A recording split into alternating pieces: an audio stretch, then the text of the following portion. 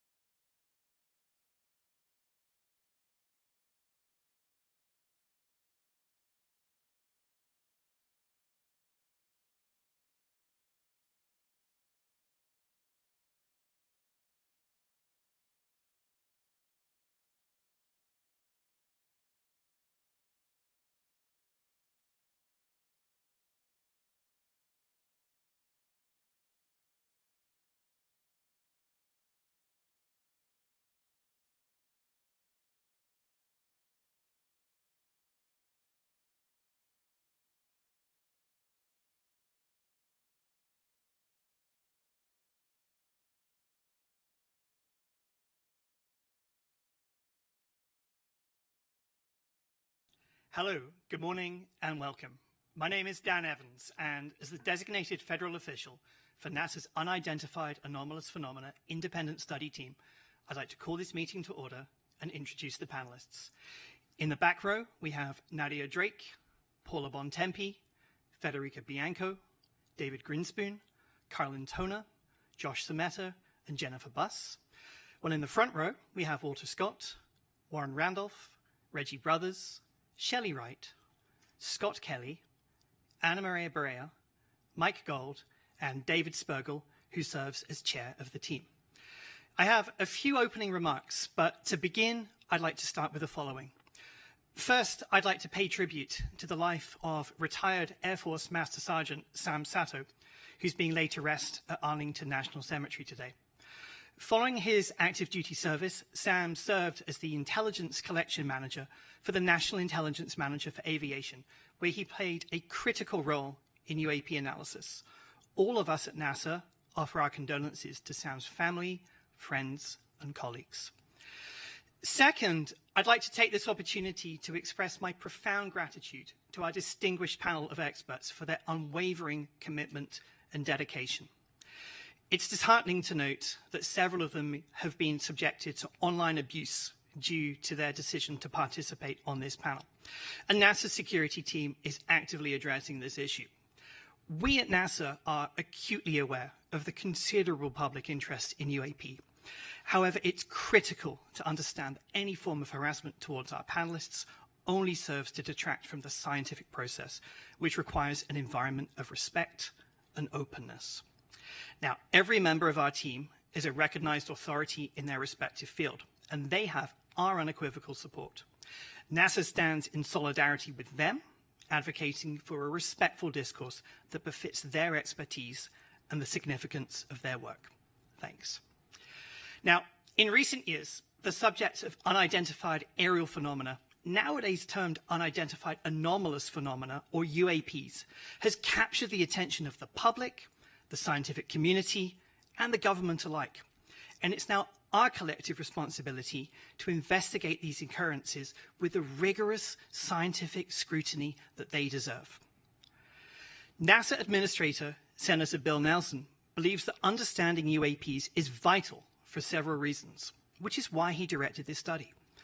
First and foremost, it provides an opportunity for us to expand our understanding of the world around us. As an organization dedicated to exploring the unknown, this work is in our DNA. Secondly, this study aims to enhance situational awareness. The presence of UAPs raises concerns about the safety of our skies, and it's this nation's obligation to determine whether these phenomena pose any potential risks to airspace safety. By understanding the nature of UAPs, we can ensure that our skies remain a safe space for all. In order to achieve these goals, it is crucial that we employ a scientific lens for our UAP work. It's precisely this rigorous, evidence-based approach that allows one to separate fact from fiction. This team is comprised of experts from various disciplines, which allows them to approach this work from multiple perspectives. And we have greatly benefited from that collective expertise. Now, why do we value a scientific approach? It's because science is built on evidence. It thrives on scrutiny. It demands reproducibility, and above all, objectivity. When we approach UAPs from a scientific perspective, we do not come in with an agenda. We come in needing a roadmap. Indeed, the primary objective of this incredible team of experts is not to go back and look at grainy footage of UAPs, but rather to give us a roadmap to guide us for future analysis. And this is the very scientific method that NASA holds true to its heart. Scientific research is intended to be publicly available and transparent, and NASA prides itself on making its data and images available to the public to learn and explore on their own. By holding public meetings like this one, we aim for open and honest dialogue with the public. We recognize that public interest in UAPs is high and that the demand for answers is strong. Conversations like this one are the first step to reducing the stigma surrounding UAP reporting. Moreover, transparency is essential for fostering trust between NASA, the public, and the scientific community. In order to do things right, we must work together, pooling our resources, our knowledge, and our expertise. And by maintaining open channels of communication, we can facilitate collaboration, encourage the exchange of ideas, and ensure that our work is as robust as possible. Not only that, but our commitment to openness is in itself a reflection of NASA's commitment to scientific integrity. As an organization dedicated to the pursuit of knowledge, it is NASA's responsibility to be honest and forthright and to follow the science. And by being transparent in our work, we uphold our dedication to scientific excellence. The meeting today represents the first deliberative actions that the team has taken. And so it's important to keep in mind that they still have several months of work ahead of them. Their final report will be released this summer, and we will publish it on our website. NASA believes that the study of unidentified anomalous phenomena represents an exciting step forward in our quest to uncover the mysteries of the world around us. By embracing a scientific lens, we ensure that our work is rigorous and reliable. And by valuing transparency and openness, we can foster trust and collaboration with the public. Simply put, this is why we do what we do. Now, before I introduce Nikki, there are a few administrative matters to attend to. Firstly, the Unidentified Anomalous Phenomena Independent Study Team has been established in accordance with the Federal Advisory Committee Act, known as FACO. Its parent committee is the Earth Science Advisory Committees.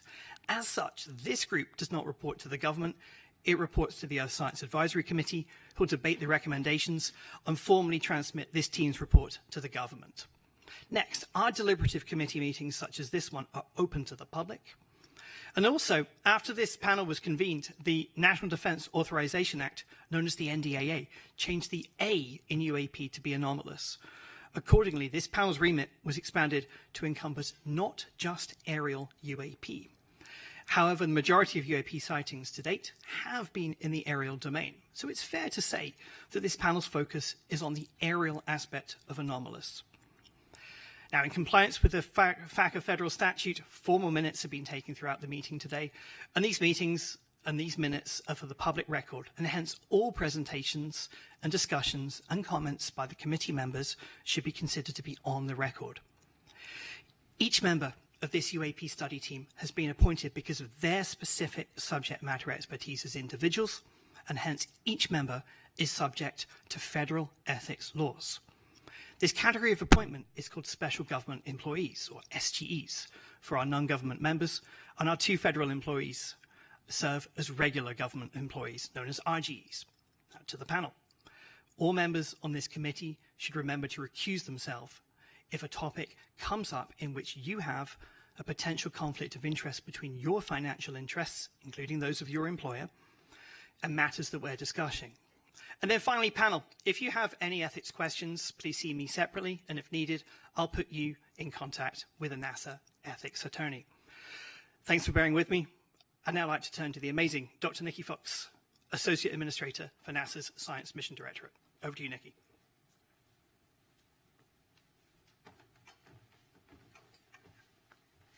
Thank you, Dan, and thank you to all the members of NASA's UAP Independent Study Team. Your selfless dedication to the pursuit of knowledge is just so commendable. And I want to thank you, the audience, for tuning in today to watch our first deliberative meeting of NASA's Independent Study Team on evaluating and categorizing unidentified anomalous phenomena. Before I begin, though, I really do want to double down on Dan's words, that it is really disheartening to hear of the harassment that our panelists have faced online, all because they're studying this topic. NASA stands behind our panelists, and we do not tolerate abuse. Harassment only leads to further stigmatization of the UAP field, significantly hindering the scientific progress and discouraging others to study this important subject matter. Your harassment also obstructs the public's right to knowledge. Our panelists are leading experts in the scientific, aeronautics, and data analytics communities. We are very lucky to have them on board to share their invaluable insights to inform NASA on what possible data could be collected in the future and how it can be collected to help us better understand the nature of UAP. The UAP Independent Study was commissioned to create a roadmap on how to use the tools of science to evaluate and categorize the nature of UAPs going forward. This roadmap, of course, will help the federal government obtain usable data to explain the nature of future UAPs. Transparency, openness, and scientific integrity are pinnacle to NASA's mission. They're at the forefront of this public meeting and have been throughout the team's 7 months on this study. As Dan noted, this is a working meeting, and so the public will have the incredible opportunity to witness the process of science in action. At NASA, we lead the world in exploration and are committed to rigorous scientific inquiry. The nature of science is to better understand the unknown, and to do that, our scientists need data. Right now, there is very limited number of high-quality observations and data curation of UAP. The existing data available from eyewitness reports are often muddled and cannot provide conclusive evidence that supports UAP recognition and analysis. Additionally, an object's background can complicate the data further and render it unusable due to conventional objects that can mimic or overshadow the phenomena completely, such as commercial aircraft, military equipment, the weather, and ionospheric phenomena like auroras. This lack of high-quality data make it impossible to draw scientific conclusions on the nature of UAP. Now, this team has used unclassified data from civilian government entities, commercial data, and data from other sources to inform their recommendations. And as Dan noted, they will be published in a public report that comes out this summer. I want to emphasize that there is really great benefit to studying unclassified data rather than classified data for this study. First, unidentified anomalous phenomena sightings themselves are not classified. It's often the sensor platform that is classified. And you can kind of think of it, if a fighter jet took a picture of the Statue of Liberty, then that image would be classified, not because of the subject in the picture, but because of the sensors on the plane. Second, unclassified data make it possible for our team to communicate openly to advance our understanding of UAP, not only with each other, but across the scientific community and to the public. This ensures a clear and transparent pipeline of information that can be built upon through generations to expand our understanding. This study relies on open data. Everything we use at NASA is open, and anyone can look at these records. So I invite you to visit our open data portal at data.nasa.gov to comb through our tens of thousands of data sets that are free and fully accessible to the public. Additionally, please check out data.gov/open/data for a great overview of where you can find the archives for our science and mission data sites. I am very, very much looking forward to hearing the deliberations put forth today from our distinguished panel of experts. Thank you so much for being here. Thank you, Dr. Fox. Before you go, I just want to open up to questions. Let me start with a question on on the NASA data. I think one of the important things that we'll be looking at with other data sets and events is the data is not very well calibrated. Can you say just a little bit about how NASA goes through calibrating some of its Earth science data? Oh, yes. We very, very rigorous Earth science. I mean, all of our data sets, not just Earth science, go through extremely rigorous calibration. We don't release anything until it's really perfect. I mean, we have quick look data that is marked as quick look data. So, you know, you can use it to get preliminary findings, but wait for the really nicely cleaned up data. So a lot of rigorous protocol in putting out our data to make sure it is perfect. Do we have any other questions from the panel? All right. Thank you so much. Okay. Over to you.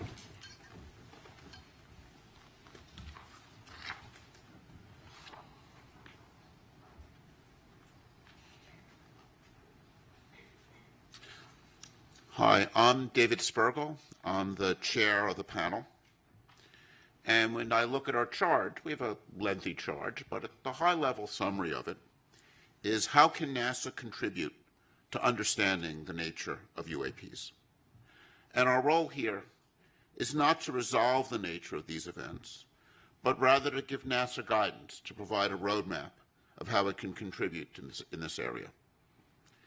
After my opening remarks, we'll hear from Sean Kirkpatrick from the AARO, and it's the AARO that's charged with leading the whole of government UAP effort. And they've already issued some preliminary reports on some of the events. NASA's role is to use its unique capabilities and its role as a civilian agency interacting with the scientific community in an open and transparent manner. And you know, as Dr. Fox emphasized, the Defense and Intelligence Agency data on UAP are often classified primarily because of how the data is collected, not because what's in the data. If a camera on an F-35 took a picture of a bird, it's classified. If a spy satellite takes an image of a balloon, and we've had in the news some balloons recently, that data is classified. And that's because of a desire to not reveal our technical capabilities to other nations. NASA, on the other hand, operates in a mode where it's collecting data in the open. And the NASA data is available on websites and is well characterized. And because of NASA being the civilian agency studying air and space, it has a special role to play. And I see our charge primarily as helping identify for NASA ways it could play that role and contribute to understanding. We've gone through a preliminary data collection stage. And to summarize some of the things that we've learned, the current data collection efforts regarding UAPs are unsystematic and fragmented across various agencies, often using instruments uncalibrated for scientific data collection. And if I think about the data that people have out there, it's in many ways what we'd like to think of as citizen science. But again, it is uncalibrated data, poorly characterized, not well curated. And we face, looking through this data, a significant background, a background of many of these events are commercial aircraft, civilian and military drones, weather and research balloons, military equipment, ionospheric phenomenon. We need to characterize how, when the data is taken, when it sees events like this first. The current existing data and eyewitness reports alone are insufficient to provide conclusive evidence about the nature and origin of every UAP event. They're often uninformative due to lack of quality control and data curation. To understand UAP better, targeted data collection, thorough data curation, and robust analyses are needed. Such an approach will help to discern unexplained UAP sightings, but even then there's no guarantee that all sightings will be explained. Another challenge in this area is what we call stigma. There's a real stigma among people reporting events. And despite NASA's extensive efforts to reduce this stigma, the origin of the UAPs remain unclear, and we feel many events remain unreported. Commercial pilots, for example, are very reluctant to report anomalies, and one of our goals in having NASA play a role is to remove stigma and get high-quality data. In fact, if I were to summarize in one line what I feel we've learned, it's we need high-quality data. And this is not as a research scientist whose work has been primarily focused in cosmology, I would say the lesson of my career has been you want to address important questions, you need high-quality data with well-calibrated instruments. So let me now introduce the agenda. We're going to hear from a number of experts who will be presenting up to lunch. We'll then break at 12 for lunch, from 12 to 12:30. At 12:30, we'll resume, and we'll have presentations by members of the panel on some preliminary ideas for discussion. And that will be a period of time for some open discussion by the panel. We will then have a Q&A session based on questions that have been sent in advance to the website, and we've curated those questions and grouped them together, and we'll be going through a lot of those questions, and then we'll summarize.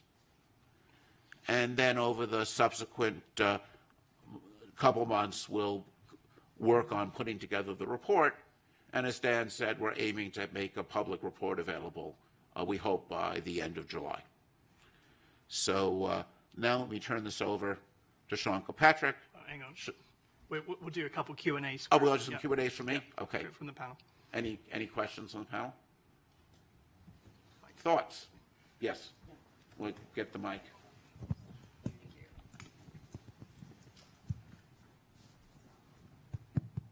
Yeah. So one of the things I think Dr. Fox said was looking at the release of data, very important for our study, when it's high quality. And you have also commented that data are not always perfect when we're doing certain studies. I wonder if you could shed some light on the difference between the application of certain data to certain scientific challenges. So, when you look at your camera is often designed to take an image in the daytime and might not be optimized for nighttime imaging. Or if you take something that astronomers are very familiar with, is we design our telescopes to work at night. And if the sun is not even if you would never take the Hubble telescope and point it at the sun. This would destroy its detectors. Not only that, if the telescope is pointing there and the sun is over there, even though you're not looking at the sun, reflections off of the optics will produce what we call ghosting. And that kind of ghosting produces some very strange images. And this, one of the many things we need to worry about when we see unusual things taken from a camera is, even if you're pointing the camera there, was the sun over there? Those kinds of anomalies degrade the quality of the data. And that's why it's very important to work with well-characterized instruments and to be, using them in ways in which you understand what's going on. So I think if you look at, data taken from the James Webb Telescope or from the Hubble or any of these things, and these are, telescopes looking out in space, you'll see some really, at first funny phenomenon. When a telescope points at a star that's bright, it saturates the detector and puts bleeding down the detector. And you'll see phenomenon like if there's a bright star off to the side of the, not even when you're looking at, you get this effects where light bounces off of dust in your telescope and produces a sort of diffuse image that has some really strange properties. So, when you see something unusual, the first thing you have to do is understand how that data was taken. And I think this is one of the challenges one faces when you have data taken by uncalibrated instruments years ago. It's very hard to know what's taken. It's very hard to draw conclusions. I think that's one of the challenges with archival data. And I think having dedicated, well-calibrated instruments, I think, will be important here as in any other area to understand what's going on. So, David, anomalies are so often the engine of discovery. Maybe you could say a quick word about high-risk, high-reward research in your field of cosmology and how you see that impacting the UAP study as well. So, an area that comes to mind is fast radio bursts. And the Shaw Prize was just announced yesterday, awarded to the discovery of fast radio bursts. And these are these bursting signals that go off all over in space. And it's an interesting story because some of the bursts were real and are fascinating, and some of the bursts, there was a series of bursts observed by this observatory in Australia, and they had really strange structure, and people couldn't figure out what was going on. And then they started to notice a lot of them bunched together around lunchtime.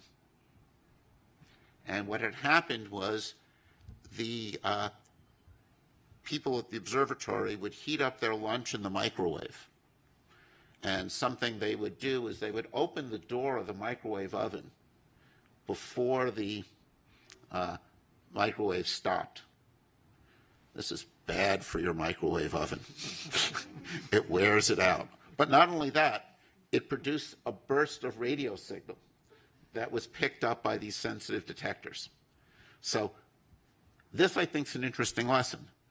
Some events end up being something unusual and conventional, But some events with these FRBs turn out to be these powerful explosions which are taking place at cosmological distances. Their nature is still not fully understood. I think they're one of the really most fascinating objects we have, these bursts going out all over space. They're interesting probes because they're kind of lighting up space between here and there. And they're a subject of very active research. And if one looks at the history of these FRBs, at first they were discovered, not believed, then finally confirmed, and they were discovered by instruments that were very sensitive but not optimized for this. And now what we're doing is we're optimizing instruments and optimizing software to look for these events. And it's often these surprises that turn out to be most interesting. And, there are phenomena like sprites, which you can think of as upward going lightning, which were seen by commercial pilots and somewhat not believed, right? Because they were very strange. And it was really only when we were able to take very high-speed imaging data, data taken often from places like space station, that we were able to see that and learn about these fascinating ionospheric phenomena. So it's surprises are really interesting. I mean, I think this is one of the fascinating things about the UAP phenomenon. If it's something that's anomalous, that makes it interesting and worthy of study. Other questions? Great. So now let me turn over to Sean.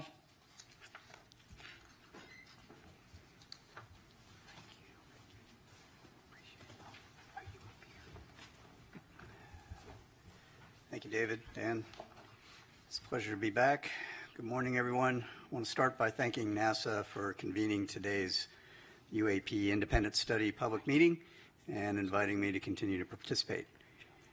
NASA has been an invaluable partner to our team at AARO as we work to better understand and respond to unidentified anomalous phenomena.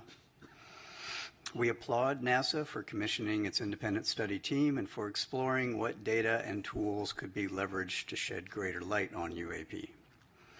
Though NASA and AARO are taking on very different aspects of the UAP problem set, our efforts are very much complementary. We both are committed to the scientific method, to a data-driven approach, and the highest standards of scientific research integrity. While NASA is evaluating unclassified data sources for its study, AARO's data set includes classified material with a focus on national security areas. However, all of this data collectively is critical to understanding the nature and origin of UAP. NASA brings unique capabilities, world-class scientists, and a wealth of academic and research linkages. NASA also has access to Earth sensing satellites, radiological sensors, tools for gravitational wave, geomagnetic wave detection, and means for analyzing open source and crowdsourced data that may assist both AARO and NASA in their UAP efforts. We are very grateful for the partnership and welcome the opportunity to join with NASA to share our collective findings with the public as the U.S. government moves towards greater transparency on this issue. Last month, I testified before members of the Senate Armed Services Committee on emerging threats and capabilities and shared some of the progress made since AARO's establishment in July 2022. I discussed AARO's scientific and analytic approaches, its efforts to improve UAP data collection, standardize our reporting processes, leverage our partnerships, and meticulously review the U.S. government's UAP-related historical records. As I told the subcommittee then, the resolution of all UAP cases cannot be accomplished by DoD and the intelligence community alone. AARO's ultimate success will require partnerships with the interagency, industry, academia, the scientific community, and the public, which all bring their own resources, ideas, and expertise to the UAP challenge. We believe robust collaboration and peer review across a broad range of partners will promote greater objectivity and transparency in the study of UAP. Of course, NASA's UAP independent study team was convened very much in that spirit. I also emphasized to Congress that only a very small percentage of UAP reports display signatures that could reasonably be described as anomalous. The majority of unidentified objects reported to AARO and in our holdings demonstrate mundane characteristics of readily explainable sources. While a large number of cases in AARO's holdings remain technically unresolved, this is primarily due to a lack of data associated with those cases, very much along the lines of what David was just speaking about. Without sufficient data, we are unable to reach defendable conclusions that meet the high scientific standards we set for resolution. Meanwhile, for the few objects that do demonstrate potentially anomalous characteristics, AARO is approaching these cases with the highest level of objectivity and analytic rigor. This includes physical testing and employing modeling and simulation to validate our analyses and the underlying theories, and then peer reviewing those results before reaching any conclusions. AARO has shared these cases with the appropriately cleared NASA team members in order to discuss and help recommend potential scientific areas of study that NASA may want to take lead on. I'll underscore here, as I did before Congress, that AARO's work will take time if we are committed to doing it right. AARO is committed to the highest standards of scientific research integrity, as we know our partners at NASA are as well. Thanks again to NASA for hosting this public forum for UAP discussion and information exchange. And I'd like to turn to a brief presentation that includes some recently declassified footage and trends for discussion. Next slide, please. So some of you probably saw a version of this at the open hearing last month. This is an overall review of all of the analytic trends of all the cases that we have to date. While the numbers may have changed a little bit, the overall trends remain the same. Most of what we are seeing reported by aircraft are at the altitudes where we fly aircraft. That should not be a surprise. You will note, however, that I have no space reports and I have no maritime reports. That is notable, even though we are looking across all of those domains. On the upper right, we have UAP morphologies. The vast majority of what has been reported and what we have data on, a little less than half now, are orbs, round spheres. And in the bottom right, you will see in the heat map of the areas where we get most of our reporting. This is very much a collection biased map. This is where our sensors are, our military and our IC and some of the FAA data. In the middle, it is what we call our typical UAP characteristics for the vast majority of the cases that we see. One way of looking at that is we'll call it a target package. This is the thing we are out hunting for in most cases. Next slide, please. This is an example of one that I showed at the hearing recently. This is a spherical orb, metallic, in the Middle East, 2022, by an MQ-9. I will come back to the sensor question that David raised here in a moment. This is a typical example of the thing that we see most of. We see these all over the world, and we see these in making very interesting apparent maneuvers. This one in particular, however, I would point out, demonstrated no enigmatic technical capabilities and was no threat to airborne safety. While we are still looking at it, I don't have any more data other than that. And so being able to come to some conclusion is going to take time until we can get better resolved data on similar objects that we can then do a larger analysis on. Next slide, please. I'm going to let this play through. This is a newly released video. You'll notice there are two dots moving back and forth. There is a plane at the bottom that's moving across the screen, and now there are three dots moving back and forth. The moving back and forth is from the sensor and the platform that's collecting it. This is a P3 on a training mission in the western United States. They picked these up and they tried to intercept and was unable to intercept them. Apart from that motion, and you'll see a little bit of defocusing from the sensor itself, there is no other oddity about this, except for the fact that they couldn't catch them. The reason they couldn't catch them is because after further analysis, it was shown that those objects were actually much farther away from the P3 than they thought. And in fact, when we went even deeper, looked at air traffic control data, we were able to match those to aircraft on a major flight corridor heading into a major airport for landing. This is the kind of thing that can spoof and or provide misperception of both very highly trained pilots as well as sensors, right? And this was reported as an odd grouping of 3 UAP. All right. That is not to say that the pilots didn't know what they were looking at, or they knew what they were looking at, but they weren't really sure. But it also is meant to say that when they're not sure, they're reporting it now. And that's what they're supposed to be doing. And then we have to go look at it. Next slide, please. That brings us to really what is AARO doing in the science and technical realm. So this is one of those areas that I'm going to expound a little bit more on than we did in the last hearings.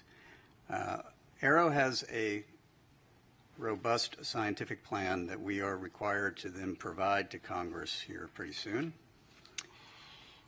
One of the first things that we're doing is looking across all the existing sensor data against that typical UAP target that I gave you up at the very first slide.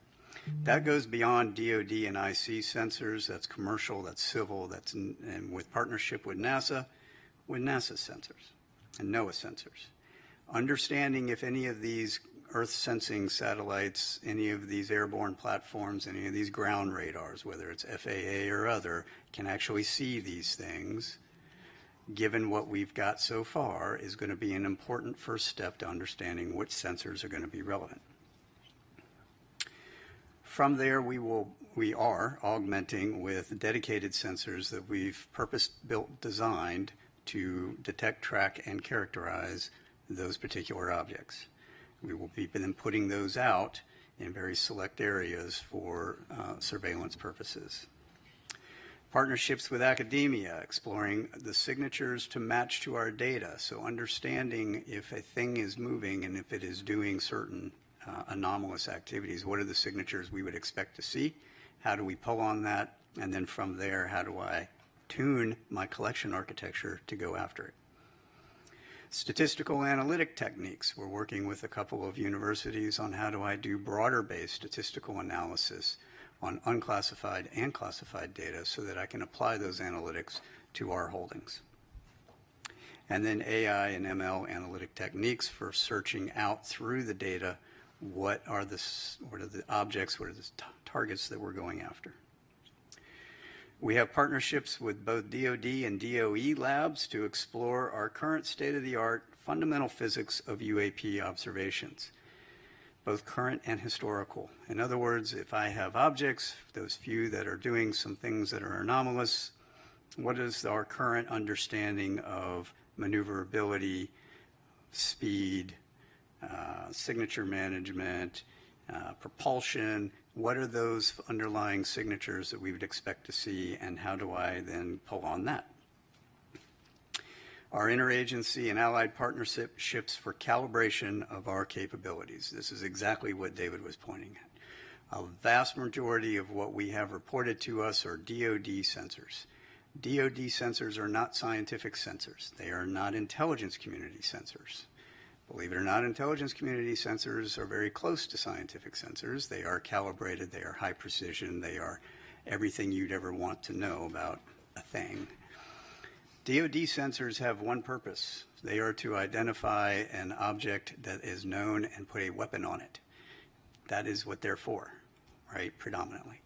So understanding how do you calibrate those against these known objects? How do I fly an F-35 against a weather balloon at different speeds and different altitudes and different sun conditions and different lighting conditions and heating conditions? Those are all important measurements that need to be done, and we are in process of doing that right now. That table on the right is a very simplified version of our entire test matrix, which you would not be able to fit on 3 of these slides against all of our sensors across all of those phenomenologies. That will be useful in order to then train our operators, pilots, and sensors against the known objects. And then finally, our pattern of life analysis. This is essentially baselining what is normal. I have all these hotspot areas, but we only have hotspot areas because that's when the reports come in from the operators that are operating at that time. They don't operate all the time. So to have a 24/7 collection monitoring campaign in some of these areas for 3 months at a time is going to be necessary in order to measure out what is normal. Then I'll know what is not normal, right, when we have additional things that come through those spaces. And that includes space and maritime. Next slide, please. Which brings me to some of my recommendations for the panel and their consideration and deliberation. Some of these we're going to be exploring with our new NASA embed, whom I'm happy to be welcoming on pretty soon, who's going to help us in our scientific plan. Crowdsourcing unclassified open source data. This is where, some of the public can be helpful. Imagery from an iPhone is generally not helpful unless you are right up on whatever it is you're looking at. However, some of the ancillary data that your iPhone provides, from location to speed to other phenomenologies, and more than one of those can be very helpful. Right? Large-scale ground-based scientific instrumentation. Evaluating how can I use some of these other instruments for detection. The FRB example was perfect, right? You have a bunch of large-scale instruments that were not designed for that, yet they picked them up because there was a microwave. Well, we have a surrogate target package of what we think these things are, at least from what we've got reported to us. That was in the front slide. Understanding how can I evaluate that against all of these other instruments, and do any of them have a chance of picking anything up that would be helpful in tipping and cueing us to get other sensors on target. I think leading that evaluation of the scientific ground-based sensors would be useful. Also, the same thing for the Earth Sciences satellites, as we mentioned before. Intentional vice coincidental collection. So looking at how can I provide a tip and cue to both the ground and space-based scientific and academic sensor community to put additional sensors on a object when it is reported. I'm currently doing that with AARO, the Joint Staff, the commands for when they get tip and cue, right? So a pilot says something, they see something, they report it in, and we're going to turn on a whole bunch of new collection to go after it. I should be able to hand that same tip and cue to the scientific and academic community. So looking at how that works would be helpful. Peer reviewing advanced capabilities, the parameterization and the publication of that have not yet been engineered. We understand a lot of fundamental physics. It is the scientific community's responsibility to explore and document those fundamentals in peer-reviewed scientific journals to match to data so that we can weed out all kinds of different hypotheses. Right? That's how science works. We need to make sure that we are doing that. I think leading that conversation would be very helpful from NASA's perspective. Archived scientific data. So we have a whole bunch of calibrated, large-scale scientific data from all these different instrumentations around the world.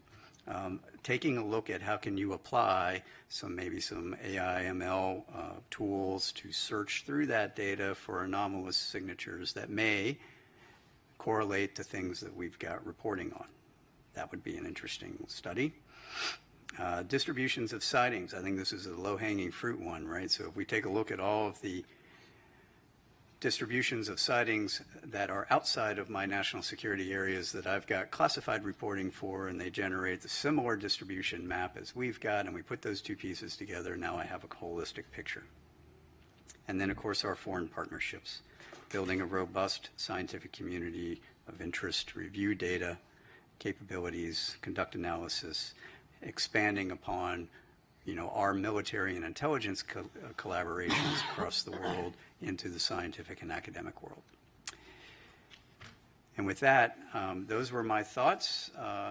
We've talked about some of these in the past. It would be interesting to hear if there's any further questions or deliberations on any of those points, and I'm happy to take any questions that you all have. Great. Thank you, Dr. Kirkpatrick. And I also want to take this opportunity to thank you and the AARO for your openness in providing this committee with insight and information about what you've learned so far, how we could work together. I think this is very much an area where it's going to be essential that NASA be a partner and be a good partner for AARO. And I think you're really want to thank you for your role with this committee in helping to start to build that partnership. It's been my pleasure. And let's, Reggie. Hey, Sean, thanks for the briefing. Question. We talked a lot about data already. Let's talk about sensors for a second. So you mentioned that you work with labs, academia. Do you see a need to go beyond what you mentioned earlier? That is the type of sensors we have right now, which are based on national security threats and certain phenomenologies and frequency range of these kinds of things. Do you see a reason of going beyond that? Yep, And absolutely. So what are some of the challenges you see there, materials or what have you? So can we go back to the front slide, just the first slide where the target characterization is? So we've purpose-built a couple of sensors to do search across that. Nope, down one. There you go. That's great. To go down some of those characteristics to see if we can find them correlated to pilot reporting. All right. Some of those are initially, this is going to be, I'm going to say this is a bootstrap method, right? We're doing a broad spectrum search across very few indicators that we can point to that will enable us to get a little bit more data, refine that, narrow those sensors and go from there. So we aren't just relying on the DoD and IC sensors that exist today because frankly they don't point to where we want them to point, right? I mean, I'll be frank with everyone. We can point the largest collection apparatus in the entire globe at any point we want. You just have to tell me where I want to point it. Second piece of that is a lot of what we have is around the continental United States. Most people, including the government, don't like it when I point our entire collection apparatus to your backyard, right? It's not allowed. We have some laws about that, and we've got to figure out how to do this only in the areas that I can get high confidence there's going to be something there, and high confidence I'm not going to break any laws doing it. Right? So there's a trade there. So some of these ground-based point detectors are going to be necessary for that, to point up, to point out, to search. Coupled with, we're evaluating a number of sensor opportunities across different organizations, academia, industry, whatnot, that already exist or are being built for similar purposes or maybe other purposes that I might be able to recalibrate for this and see if those will have a chance of seeing that target, right? So that's where the modeling and sim comes in. Can I take that target, put it into your sensor, and have a chance of seeing it? If I can, then I might want to use that. Right. Oh, wait. Who's next? Are you? Nadia. Go. Thanks, Sean. I have the questions you probably don't want, which are about numbers, unless I missed them during your presentation. You had said that only a very small percentage of your cases display signatures that could be anomalous, and then followed that up with the few objects that do demonstrate potentially anomalous characteristics. What numbers are we talking about? How big is your database? How many years was it collected over? And were those observations made? And then by few, what do you mean? Right. No, that's a great question. So this chart, as I mentioned, we've updated with our current data holdings. At the time of my open hearing, we were at 650 cases-ish. We are now over 800. We are putting together our annual report, which will be due August 1 to the Hill.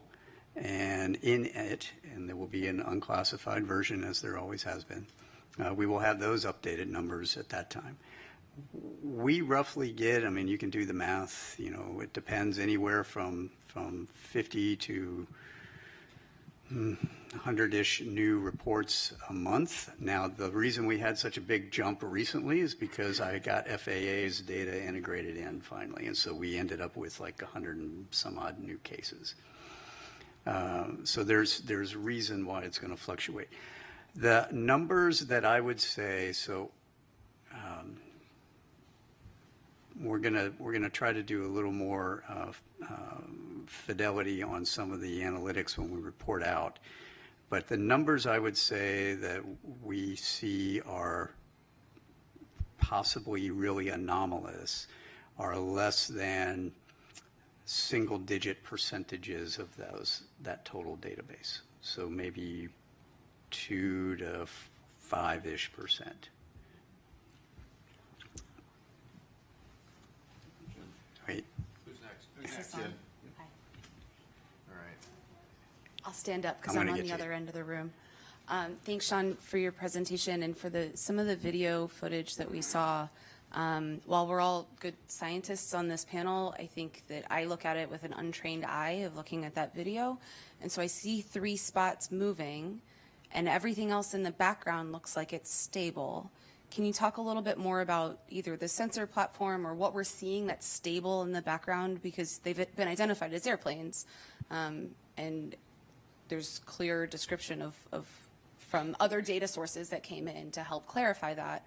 But when I look at this, what are all of the white spots in the background that we're seeing that are stable? So those are that's a star background. Pretty sure that's a star background. Now, so you're looking at those planes were roughly 30 to 40-ish miles away, if I remember correctly. And when you see that smaller plane that comes in at the bottom, that one was much, much closer. It was like maybe 6 to 10 miles away, right? And so the jitter in the sensor is what you're looking at. Right, okay, so the 3 spots, because they look like they're moving at about the same... Right, they are. Right, and if they were flying together, but they're not, is what I'm hearing. This is the sensor moving. They're in a flight line. Right. So they're equally spaced in a flight line, and the sensor is jittering. Thank you. Yes. Appreciate that. Yes. Wait. Walter's been waiting. Patiently waiting. Okay, if you go to your first slide, if you don't mind, not the title slide, but the one trends that had slide, the trends. please. Yeah, it's the previous slide. There you go. Thank you. So I want to make sure I understand the slide. It says typically reported characteristics, and there are a bunch of things here, like, for example, size, altitude, speed. If it's being observed from a single sensor, use the example of like the airplanes that were coming in, and if you don't know how far away they are, how do you assess the size? Correct. How do you assess the speed? This is what people would report, but it isn't necessarily, What for is example, real. the size of the object or the speed or any of the rest of it. Do I understand that correctly? Partially. Okay. So this is not all single sensor observations. Some of these are very much multi-sensor observations. Okay. And this is parameterized to cover the range of things for any given parameter, the range of what's possible and what has been observed. Okay, and then on the next slide, the one where you've got the, whatever it is, the meatball moving across the screen. Right, that one. So was there any look at sensor artifact, data processing artifact? I mean, the first thing that, whenever I see anything that's anomalous, I look at how was the data collected. Yeah. So yes, these are so this is an EO sensor on an MQ9, and we understand that very, very well. So that is a real object, absolutely. Anna Marie. You mentioned that in partnership with academia, you also use AI ML techniques for existing data sets, possibly some of them open source. Can you explain a little bit more what kind of AI ML techniques you're using?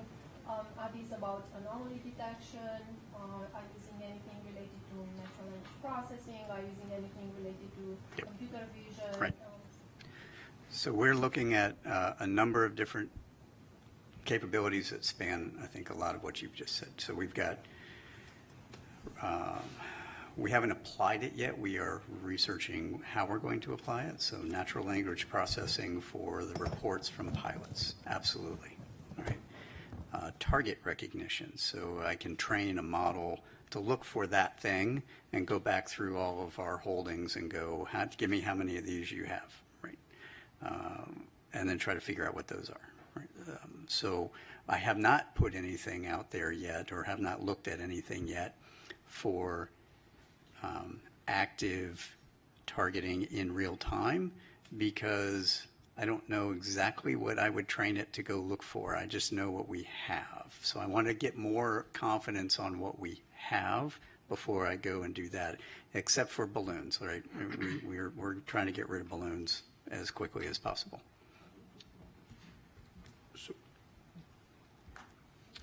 So, Sean, I just wanted to begin by thanking you for your service to this nation, this committee. You don't exactly have the easiest job in Washington. So no, I do not. Appreciate it. I'm glad you recognize that. Yes, we certainly do. I also want to commend you noting the international partnerships. Spain just signed the Artemis Accords yesterday, increasing the membership to 25. I think that's a global partnership that you could leverage. Only 170 more countries to go, NASA, before everyone signed up. I just have two questions. One, relative to what Nadia was asking you about the number of anomalous phenomena. What makes it anomalous in your view? What is the phenomenology where you're pulling those cases out and saying this is truly unexplained? And then my second question would be relative to the stigma. How damaging is that in your view? And what in particular do you think NASA can do to help remedy the situation? Those are great questions. I'm going to take the second one first because I know we're getting short on time. The stigma has improved significantly over the years since the Navy first took this on some years ago. It is not gone, and in fact, I would argue the stigma exists inside the leadership of all of our buildings, right, wherever that is.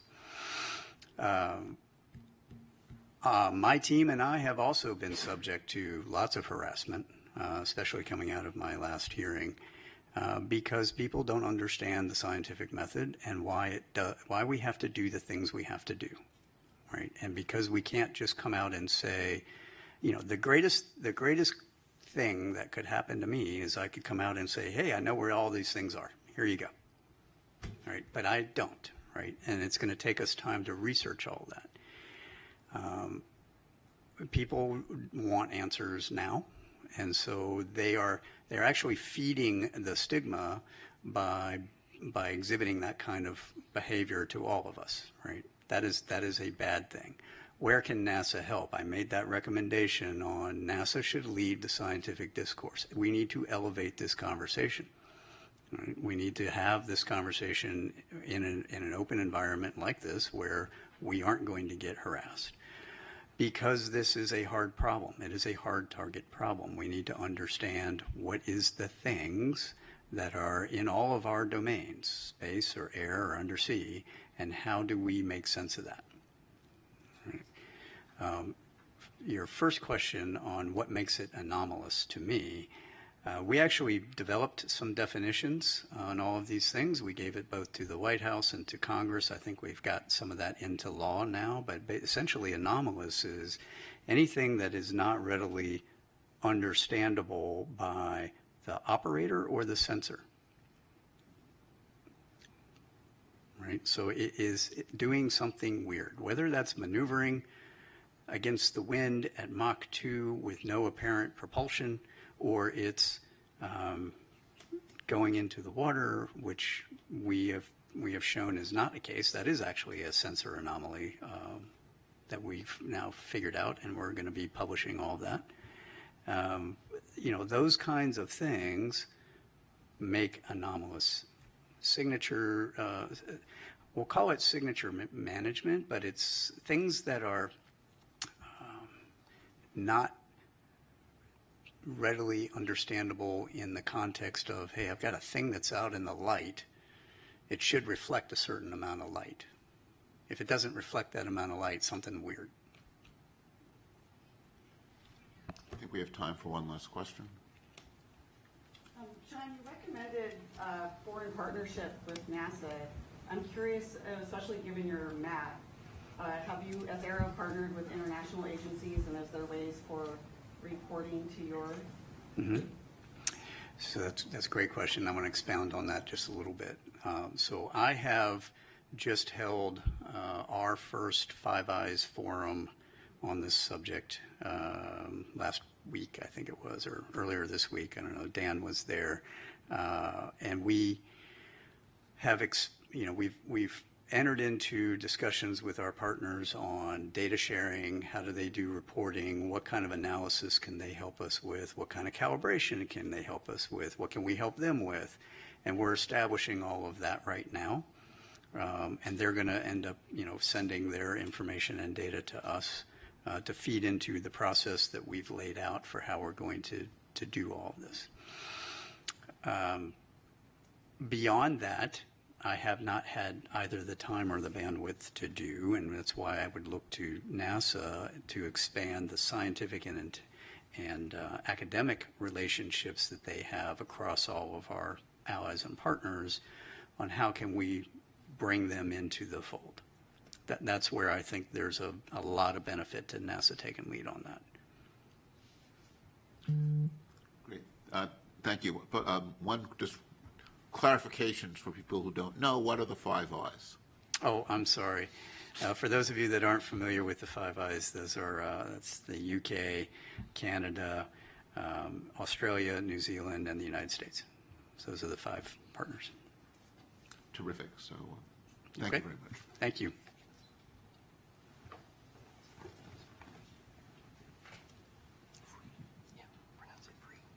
So our next presentation is from Mike Free from the FAA, talking about the FAA's role and what's learned.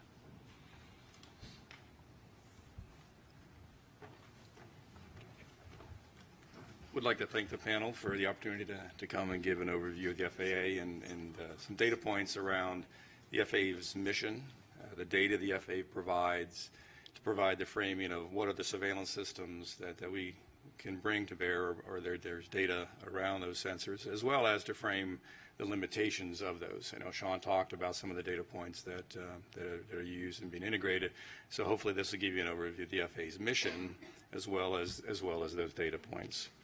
Next slide, please.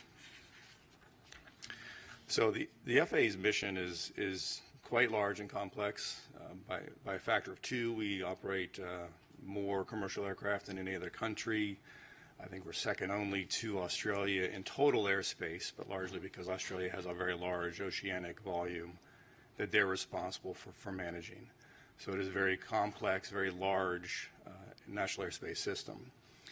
We have over 14,000 controllers, 520 air traffic control towers, which are located at the highest density of airports and I'll refer to those as towers in subsequent slides.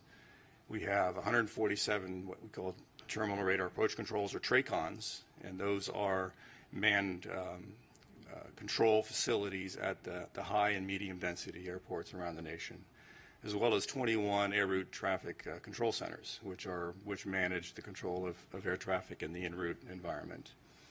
There's over 19,000 airports, over 5,000 of those are associated public airports, with the remaining 14,000 plus private airports.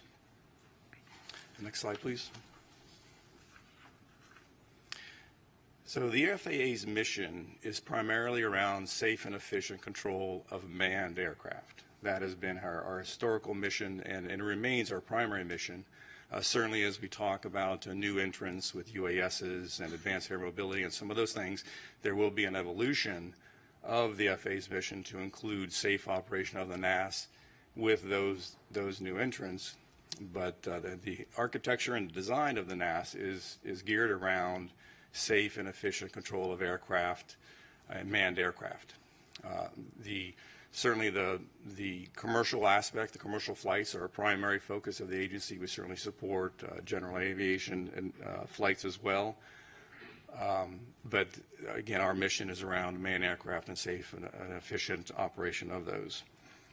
By the numbers, over 16 million flights yearly, 5,400 flights at peak at the peak time of any given day, 45,000 daily flights, 25 million GA flight hours per year.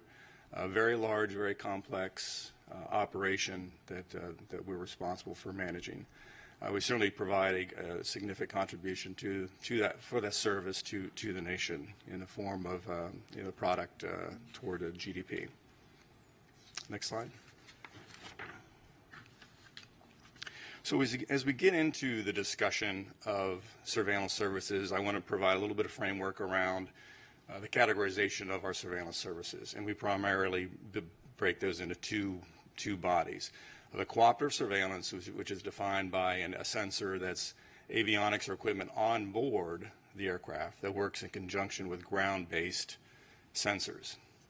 The non-cooperative surveillance is independent. This is basically the classic radar. RF energy is transmitted out, reflects off the target, and we receive that signal, and from that return we can determine where that aircraft is.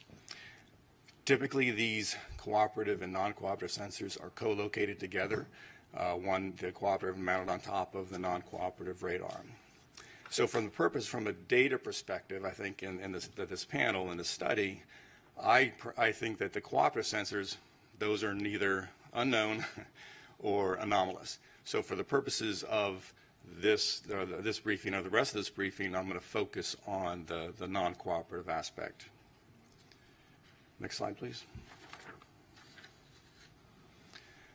So again, from the standpoint of the mission of the FAA, is primarily around manned aircraft, and I think that serves as an important framework for the data points and the type of data that we can bring to bear for this panel. So we break our systems and the design of the systems into different types of systems. So we have short-range radars, which are typically located at the high and medium density airports. And those operate from a range. They have a detection range of between 40 and 60 miles and an altitude detection capability of about 24,000 feet. The long-range radar systems have a detection range of 2 to 250 nautical miles with altitude detection up to 100,000 feet. So that provides the basic the framework for those. I will mention the automatic dependent surveillance broadcast, or ADS-B, only from a context that does serve as a primary data source and a preferred data source for the management of the airspace system, but it is a cooperative system, and for the purposes of the next slides as I get into the discussion of the coverage and the type of detection for those non-cooperative targets, it is not considered as part of those. And also surface surveillance is also something that we provide, but again, for the purpose of the study, I only include those for just a completeness perspective. The one final point, as I talk about manned aircraft and primary mission for the drones and balloons and things of that nature, their basic premise is to operate in a not to interfere basis, that they are not to interfere with manned operations. And that's a fundamental aspect as we talk to the data and what we can and can't detect with respect to those non-manned systems. Next slide, please. Realizing this is an eye chart, I would wanted to provide just a graphical or pictorial depiction of where our sensors are located. The green, blue, and pink balloons, if you will, represent our short-range radars. Those are located at airports. Those are where those are sited. The two reddish balloons, they have letters in them, a 4 and a C. Those represent our long-range radars, the AARO4s and CARSA systems that are used in the context of both from an air traffic control perspective as well as for a national defense and homeland security mission. And the perimeter, the AARO4s are located around the perimeter of the country, equally spaced, and the CARSA systems are located on the interior of the U.S. I will point out that this only depicts the CONUS. There are systems, ATC, both short-range and long-range systems, Hawaii, Alaska, and Caribbean. Those are not depicted here. I didn't think they were necessary for the purpose of understanding the surveillance. And I will also point out that both for this slide and the subsequent coverage slide, I do not talk to any classified DoD or DHA systems that are in operation. Okay. Next slide, please.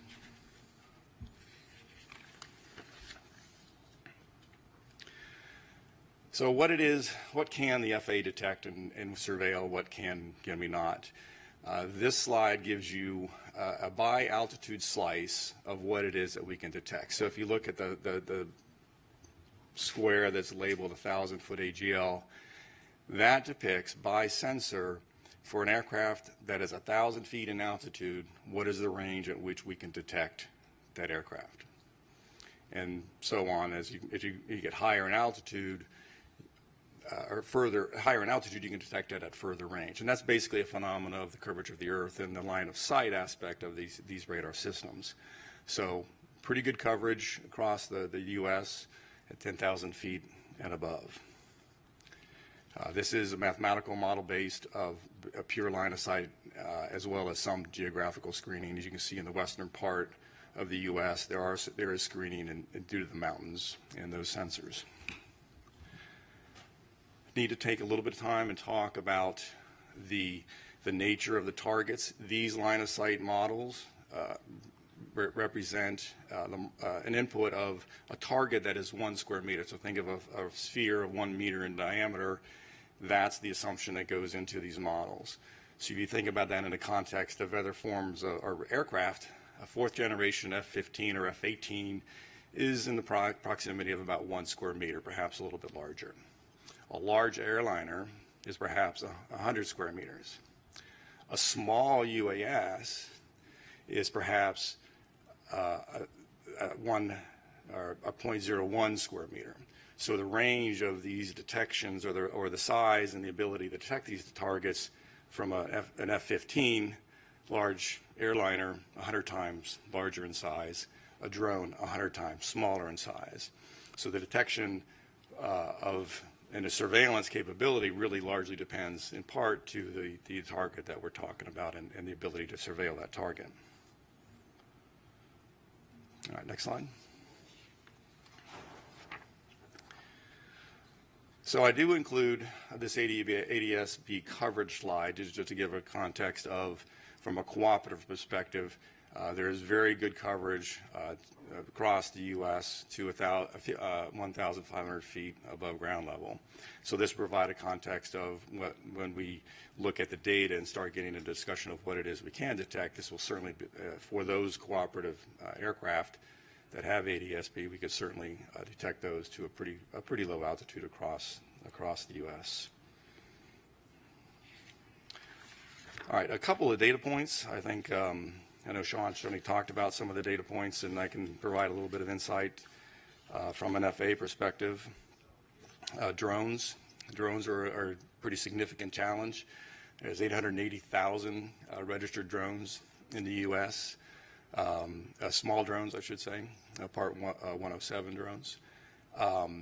Many tens of thousands of those are operated on a daily basis by commercial operators. It's not clear how many private drone operators are taking their drone up for a quick flight.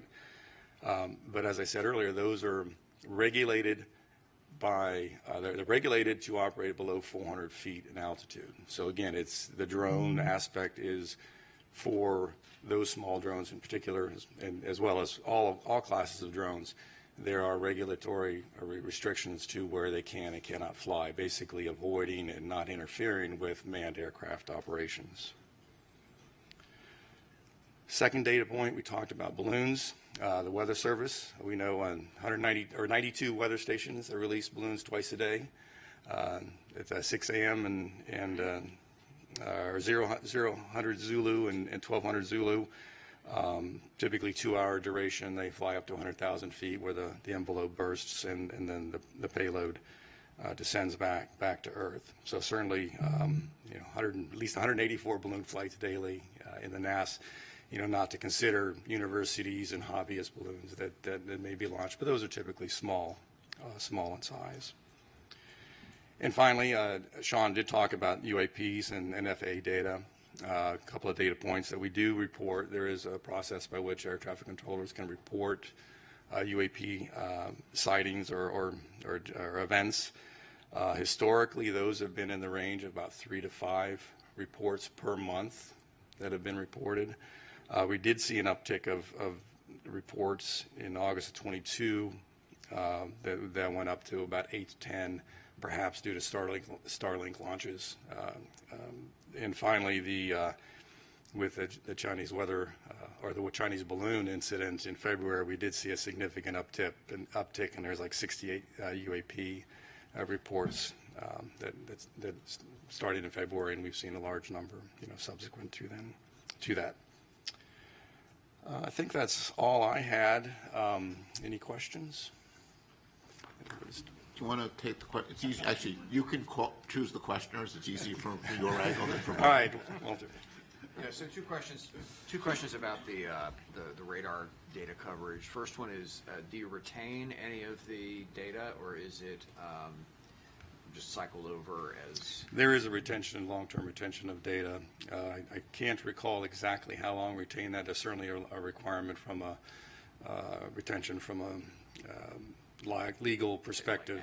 Yeah, exactly. But I do know there is some periodicity measured in a term of months. Is it retained in terms of like the raw radar, or is some processed form of data that's retained? I believe it's a processed form of data that is what was displayed on the, whether it's an en route ERAM system or the STAR system. And then the other question is, for the radars, are they operated in any sort of a tasked mode, or are they constant search mode? The current systems in our inventory, they're fixed face, and they just rotate at either 12 RPM or 5 RPM, depending on whether it's an en route or a terminal surveillance requirement. All right, next question. Yes. Mike, forgive me if you mentioned this earlier. You said, I think you said 3 to 5 reports per month. Per month. Out of how many? That is 3 to 5 reports per month for all of the controllers in all of the U.S. So there's a process by which if they see something and they want to report that, they can go to report that to the den, we call it, but report, hey, I saw something, I don't know what it was. So that's 3 to 5 per month across the entire 14,000 controllers per month. So 45,000 operations any given day, 30 days, however many days in a month, it's a very small percentage. Can you describe actually about this? How do you encourage to report? Do you feel like the stigma on UAPs is impairing the reporting? Do you feel the reporting is biased? I'm not aware of I'll answer it this way. The process by which UAP is reported is part of the air traffic controller order. So basically, the air traffic controllers are allowed. It says, you know, if you see something, here's a process by which the procedure by which you would report it. Other than that, I'm not aware of any specific stigma or limitations, and I'm probably not in a good position to speak to that. Other than there is that process, and that is the process that we use, and is what represents those numbers I talked to. And if I may have, I had a question prior to this one. How do you decide the sites where you deploy? You saw the map, and it has some very good coverage on the coastal areas. There were some areas of lack of coverage. Yeah. So if you go back one slide from what's presented here, what you'll see is in the eastern half of the U.S. there's a lot better coverage, but that's because there's a lot more population in the east, and therefore a lot more airports. And these systems are historically sited at the airports in support of those airport operations. To the west, obviously, to less dense and fewer systems. Now, that's from an ASR, the short-range radar perspective. The long-range radars are pretty much equally spaced in order to provide the maximum coverage from a homeland defense and security perspective, as well as with higher altitude flights, the en route cruise phase of air traffic control. Warren. Mike, first, thank you and the FAA for coming to share this information with us. Second, can you speak to a little bit of the filtering techniques that we use? So with respect to, I know Walter had a question about the raw data and process, but can you just talk a little bit about, we actually aren't trying to detect everything. You know, that's actually a very good question and a very good point with respect to what we can and cannot see. So there are, you know, the closer to the ground you point a radar, certainly you can get lower elevations, but you also start to see the effects of trees and other ground-based clutter, as we call it, that starts to interfere. So we have great ability to detect a lot of things, but from an FAA mission perspective, our desire is to find that sweet spot of seeing everything to as low an altitude as we can to maximize our mission around safe operations of manned aircraft. Now, to pull that thread just a little bit further, you know, there's also limitations with respect to biologicals or insects and dust and things of this flavor that most aircraft fly above a certain speed. So we typically will have filtering settings on our systems to get rid of the stuff that really is leaves or insects or things of that nature, so that we provide as clean a display for the controllers. So there are specific settings that we can adjust, and it's been learned over many years to perfect those, what we call optimization of those kinds of filters, to get rid of what is not a manned aircraft, not an aircraft, and provide as clean a display for the controllers as we can. Yes? Yep. Please. Thanks. Thank you. Thanks for the presentation. Would it be, kind of following up on what you said, Warren, would it be possible to collect the raw data and to save that? Because if it would be possible to do some calibration after the fact that Sean was mentioning, for example, you might be able to capture other phenomenology. Is that possible? Well, when you say raw data, I think we'd have to talk a little bit about what is meant. So, you know, from a technical perspective, pure, what we would call INQ data is huge, you know, gigabyte, very, very, very large volumes of data. That would probably be cost prohibitive, and we certainly don't do that today. There are, again, we do record data, but it is effectively the data that has been through some form of these processings and these filterings. We do that today, but it certainly, with enough time and money, we could certainly collect that data, and I think it would be we'd have to look at the challenge of how we would go about modifying the systems or introducing new ways to collect that raw data as you described. Certainly it's feasible, it's possible, but it's not without technical challenge. One more question on the Yes. 184 balloon flights daily. Are those characterized, or you just know they do that and then they just end up where they are? So under the balloon, I'll call it Part 101, the regulations for balloons, there's very specific requirements. So for National Weather Service, before they release those, they'll contact the local air traffic facility. They're going to say, here's what time I'm going to release it. And when they release it, they have tracking. and they provide that tracking to the air traffic control facility throughout the flight of that particular balloon. There are commercial balloons that are also launched, but those for the most part, as I understand it, they actually transmit their GPS position in support of where they're flying, so as to ensure they're not interfering with air traffic, and to ensure the air traffic controllers are aware of where those balloons are operating. Yes, ma'am. So we've talked about reporting the 3 to 5 per month from air traffic control, but what about from the non-cooperative surveillance? Has there been anomalies from the sensors themselves? And if so, what is the process for that? I'd say the FAA mission is not around anomalies with the non-cooperative sensors themselves. So as we build an air traffic control picture, we have both the non-cooperative systems, which detects the target. We have a cooperative system that also detects a target, and we will tend to merge those targets together. And so on a controller's display, they'll know, is this a non-cooperative only or a merged or combined target, so that they know, basically an increased level of confidence that on what it is they're seeing is in fact a real aircraft. So we don't make any real distinction between a non-cooperative and a cooperative, other than how they get combined and put on a controller's display. So I don't know if that answered your. Unregistered flight? So like a GA flight that is flying visual flight rules, those will just be picked up by if they're not equipped with a cooperative avionics, those would just be picked up by the non-cooperative system if they happen to surveil where that aircraft is flying. And so that certainly will be put on the controller's display, and they will be able to provide awareness. In fact, there's a flight following procedure by which GA pilots can ask for, hey, I'm not squawking, or I don't have a cooperative system, but please help me, and just via the radio, I'm going to go on from here to here and providing awareness, situational awareness, if the controller has the bandwidth to provide that data. One last question. Yes. So I'm not a scientist, I'm a recovering attorney, and I love process. And a few questions there. If I'm a pilot, where do I find that process for reporting UAPs? Where is that articulated or captured?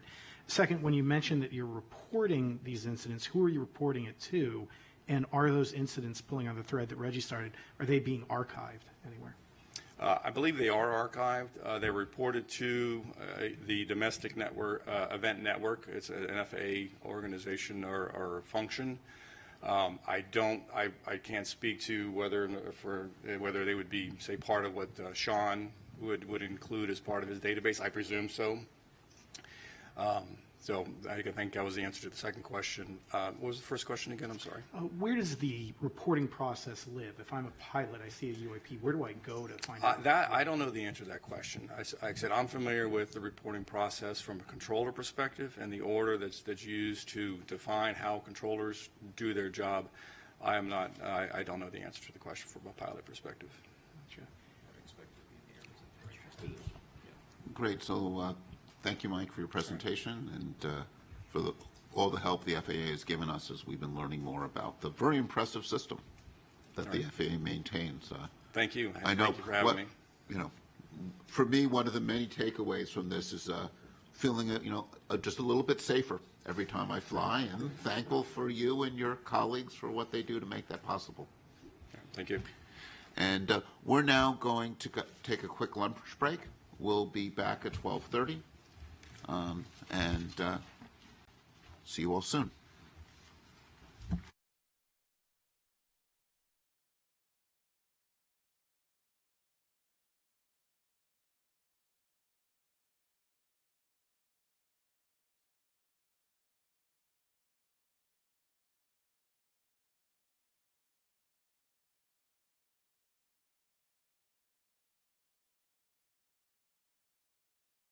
And if you're just joining us, welcome here to the Launchpad. You've been listening in to NASA's Unidentified Anomalous Phenomena Independent Study Team with a public meeting about their study and their work.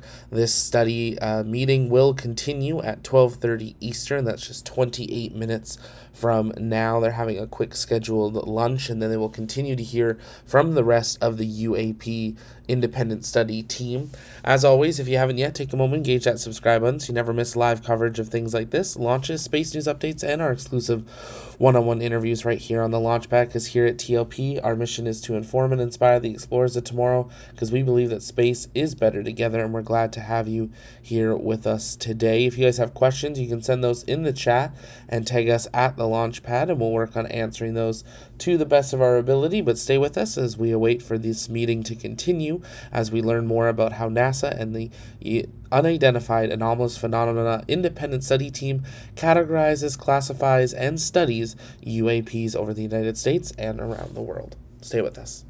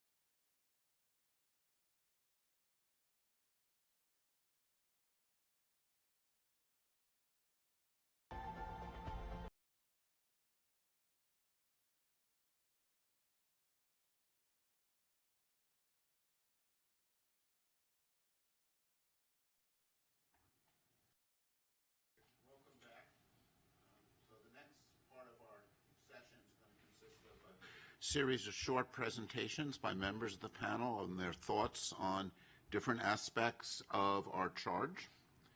And the format is we're going to have them come up to the podium and speak. And I'm going to ask each of the speakers then to take questions. It's actually the angle with this setup is you can see the people better from the podium than I can, where it's hard to see people behind you. I'm going to try to manage the time. So as those questions come to an end, I'll cut you off and bring up the next speaker. And we'll move through the 6 topics, and then we'll have some time at the end for some general discussion.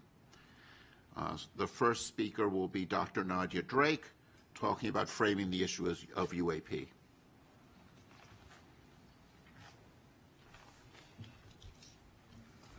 Hello, and welcome back from lunch, everybody, and a welcome to those of you watching us virtually. I'm Nadia. I am a scientist by training. I'm also a science journalist now, and my job is to try and synthesize the information that we've learned so far and summarize the situation. So if you will, put together a framework for thinking about UAP.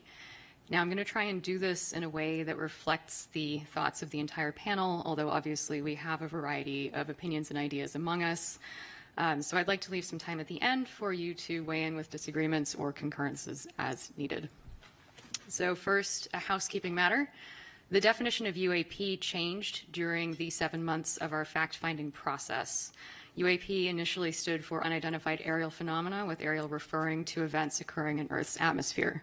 That A is now defined as anomalous, which includes the space, air, and undersea domains. As a panel, I think we have decided to continue focusing our recommendations on the aerial domain, because that is where the majority of sightings and events have occurred, and also because we couldn't fully pivot to address the expanded scope of the new acronym. Beyond that, there are 3 points I want to make. The first is that for a number of reasons, UAP are obviously quite interesting, right? That is why we are here. Recently, many credible witnesses have reported seeing unidentified objects in the sky, some of which are behaving rather peculiarly. In some instances, these reports include corroborating data from various instruments, various sensors. The challenge that we have is that the data needed to explain these anomalous sightings often do not exist or are incomplete for generating a conclusive analysis. This includes eyewitness reports, which on their own can be interesting and compelling, but often lack the information needed to make definitive conclusions about an object's provenance. We as a panel are thinking about the types of data that might add value to those reports and which could be useful on their own.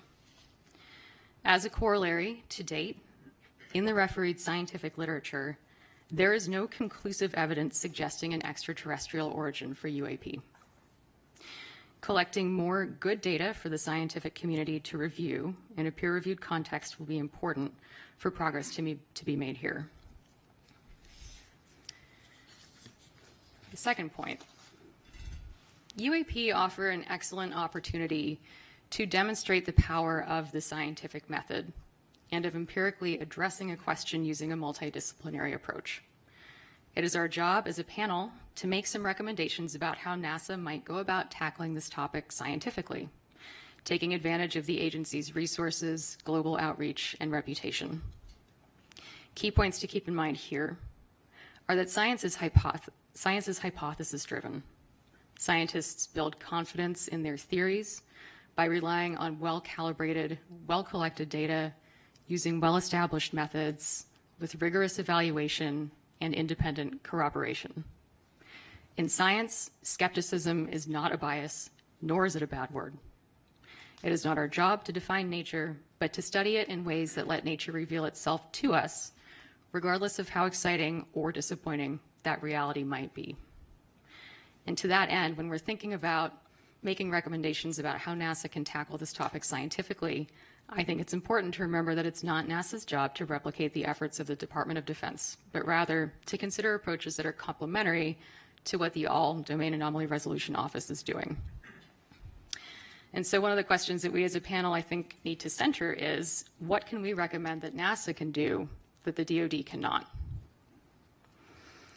Third point, to that end, what are we even looking for? How are we defining this problem?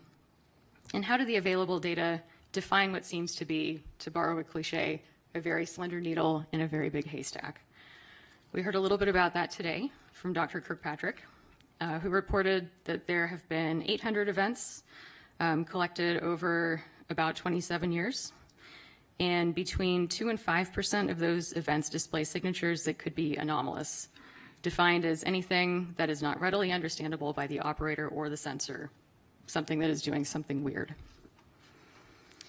Mr. Free and some of the experts on our panel have defined the background on which those events exist, the amount of stuff in the sky at any given time, like so. On average, FAA air traffic control handles 45,000 flights per day in U.S. airspace, with 5,400 aircraft in the sky at peak time. Worldwide, on average, there are about 1,600 weather balloon launches per day. In the U.S., there are at least 184 of those balloons launched, and that doesn't include private companies or research flights. There are about 1.69 million recreational or model small uncrewed aircraft systems, and an additional 880,000 drones are registered for commercial use. And these are not controlled by air traffic control, and they are not scheduled flights. So that's our challenge. So when making recommendations as a panel, I think we need to look at what kind of imprint we want to leave. What does the situation look like 5 years from now? What does it look like 10 years from now?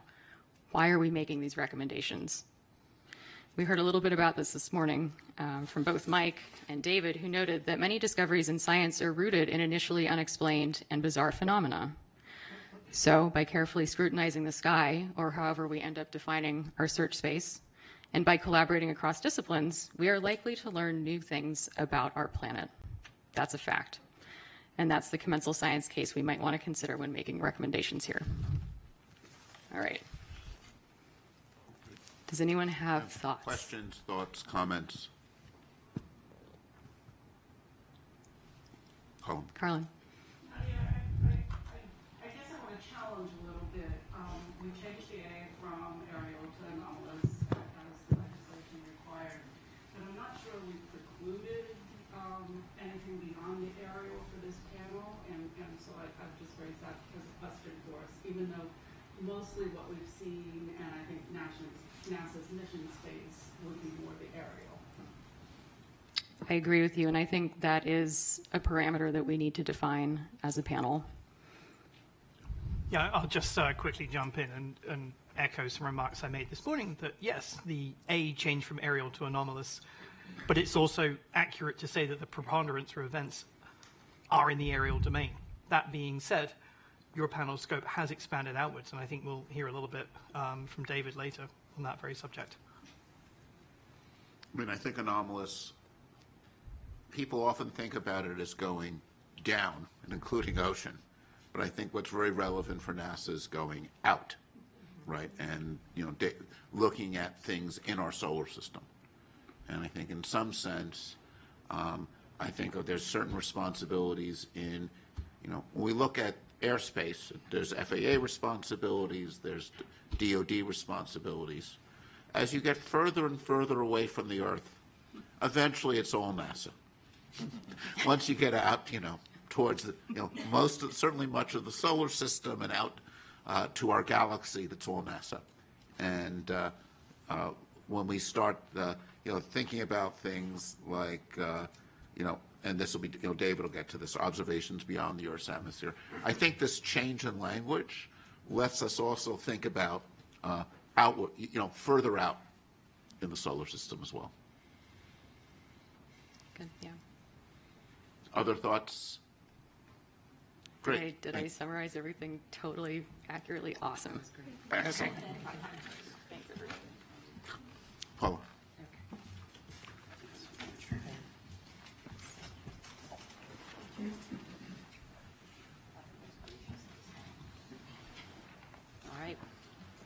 All right, thank you. So I thought that was the perfect intro and segue by Dr. Drake for addressing why NASA. What is or what are NASA's roles in UAP studies? So NASA primarily is a science-driven agency. It's committed to exploring and understanding air and space. And this includes, as we were just discussing, the unknown, right? Whether that's the farthest reaches of the universe or right here on our home planet. In that light, NASA has over 60 years of experience measuring phenomena in air and space, in air that might be aeronautics, astronomy, as well as measuring other Earth phenomena, and this may include aquatic or atmospheric phenomena as well. And they do this using the unique vantage point of space. NASA's mission, data, and technical expertise in science and engineering may also help investigate and understand any of the reported phenomena. It makes sense to explore what new observations or measurements or studies might contribute to the understanding of reported phenomena. In that light, Dr. Fox made this point this morning, there's a tremendous archive of NASA data. These are from satellites and other space-based and ground networks, as well as other assets, and these are freely and openly available to the public. NASA research, as was mentioned, also supports a wide range of methods. This includes advanced data analysis, modeling, cutting-edge computational and data visualization tools, and these are all useful for investigating unexplained observations, which may be crucial in studying these phenomena. Discoveries and results are all publicly available, and this can be something from the characterization of extraterrestrial solar planets or the hole in the ozone layer. And these are communicated publicly through many outlets through the agency. NASA also has a long-standing public trust. This is essential to communicate those findings about phenomena to the public and, as was mentioned several times, very important, to destigmatize the reporting and raise awareness of cultural and social barriers to doing so. NASA has a unique strength in leveraging public and private partnerships that could result in new technologies that may be useful in observing and understanding reported phenomena. These partners could include other federal agencies. We've heard from the FAA today, as well as NOAA was identified. And they may collect data that could help to understand reported phenomena. In addition, NASA has a strong record of international collaboration, which could be beneficial to study any of these phenomena, as that may require global cooperation and data sharing. And then one thing that really strikes me is that new understanding of anomalous events really comes from when we bring communities together, interdisciplinary communities that would not necessarily collaborate. And in my world, that might be biological and physical oceanographers, and I tell people to think a little more broadly. What if we brought together astronomers and earth scientists like we did on this panel? So those interdisciplinary research teams, as well as citizen scientists, could explore historical and current NASA and partner data for events, or more importantly, for environmental conditions around the time of reported events. And this may help in our understanding. And then finally, given NASA's experience with long-term missions, long-term projects, and scientific focus, the agency is really well equipped to handle the extensive and ongoing study of phenomena investigation that this likely requires. So hopefully that gave you some thoughts as to why NASA. I don't know if any of my fellow panelists agree or disagree. Discuss. Yes. Paula, thank you. So NASA has a great visibility in the community, and UAPs are obviously of great interest to a very diverse range of people. So can you speak a bit about the opportunity that this provides for NASA to expand, the knowledge of the understanding of the scientific method? Yes. So it's a great question. There are multiple opportunities I think UAP present. The first, as I mentioned, I think is to bring together interdisciplinary research teams and scientists and citizen scientists to really take a look at, with an objective and perhaps unique eye, what the NASA Data Archive actually means. Blend in the partnerships, a renewed partnership that's at the federal, the international, and the private level, right? So I think there are any number of pathways that people could pursue that could be really advantageous for helping us to understand what's happening with any reported UAP.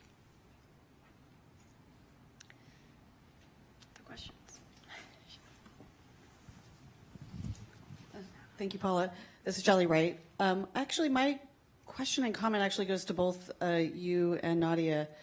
Dr. Kirkpatrick gave us a definition of anomalous that it was not readily understandable to the operator or the sensor. And from the NASA's perspective, for our panel, I think we have to consider a broader definition if we're talking about citizen science. Mm-hmm. And I'm curious of how we incorporate that, especially within the communication avenues that we were just discussing. It's a good question.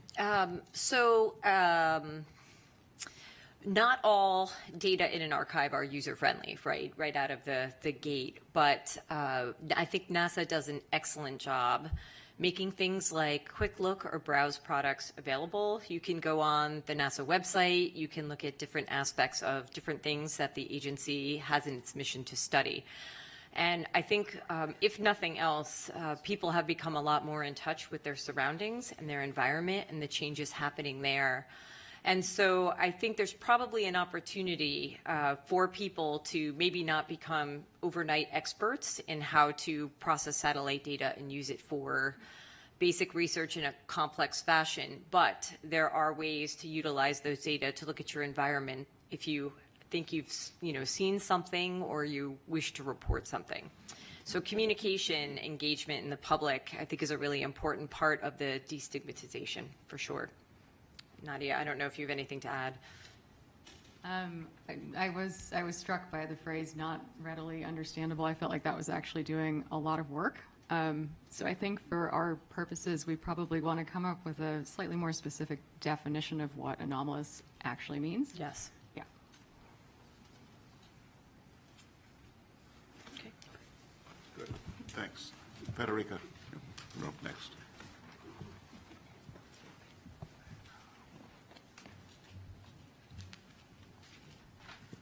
Hello, everybody. My name is Federica Bianco. I am an astrophysicist and a data scientist, and I bring this perspective to the panel.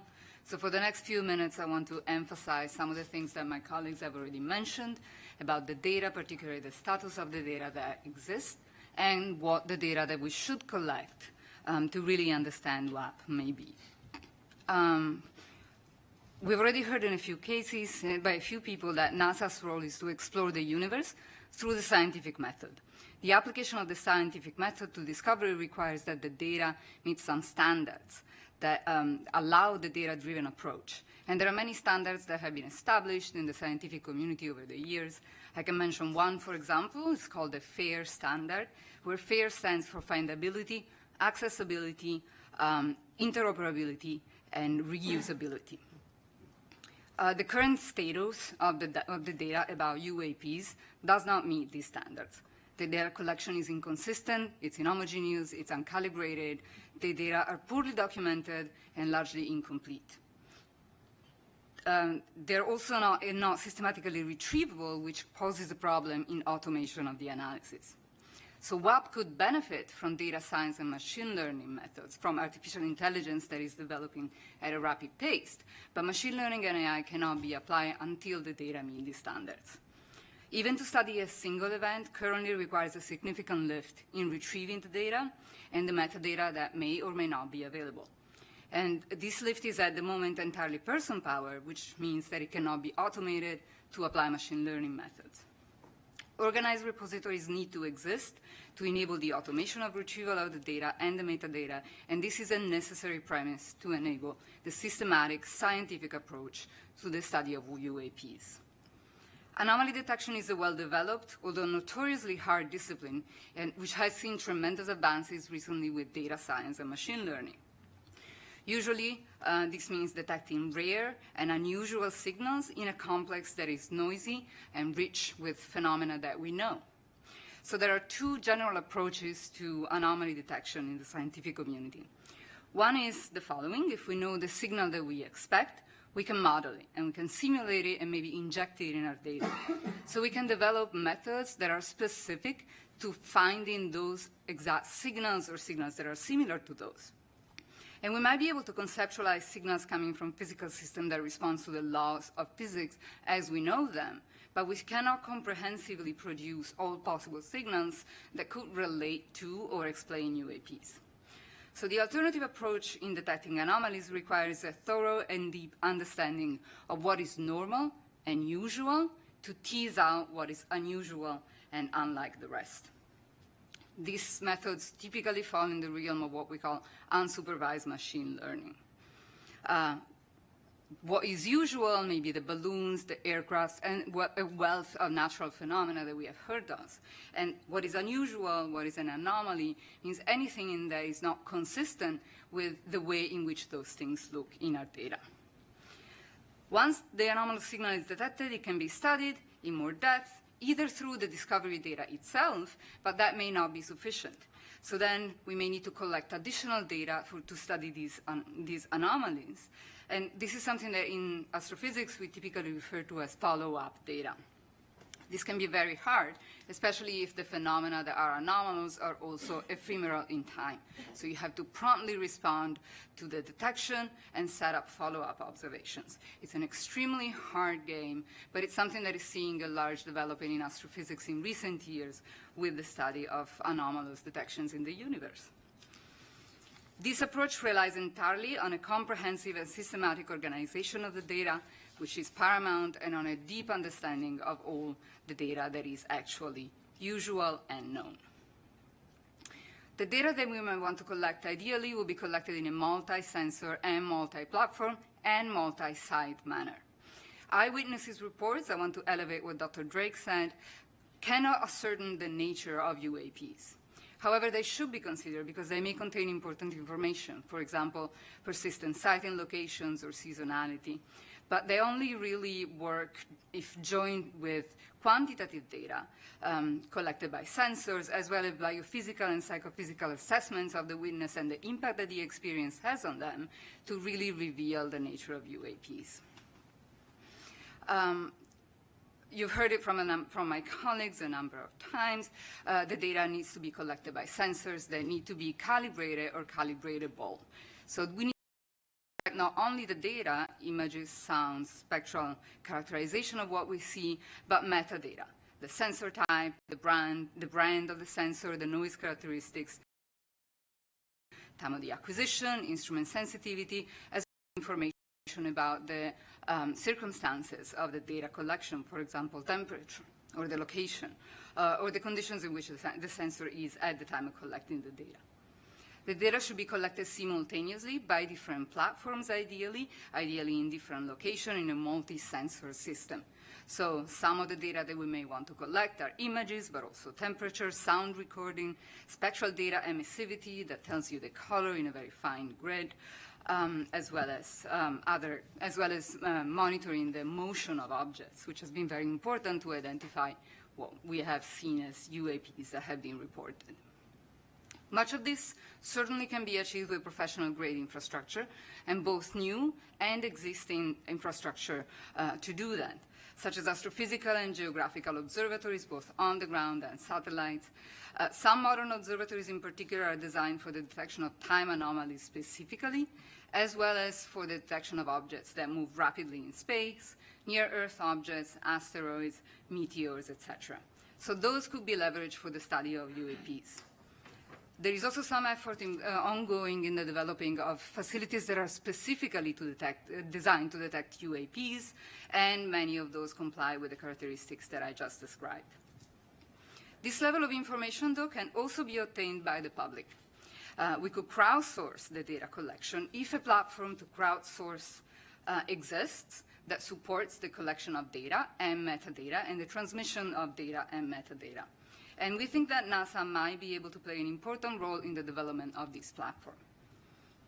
To echo what Dr. Bontempi said, NASA has a wealth of experience in coordinating scientific studies, efforts across discipline and domains, serving as a bridge between communities in interdisciplinary studies and studies across different countries.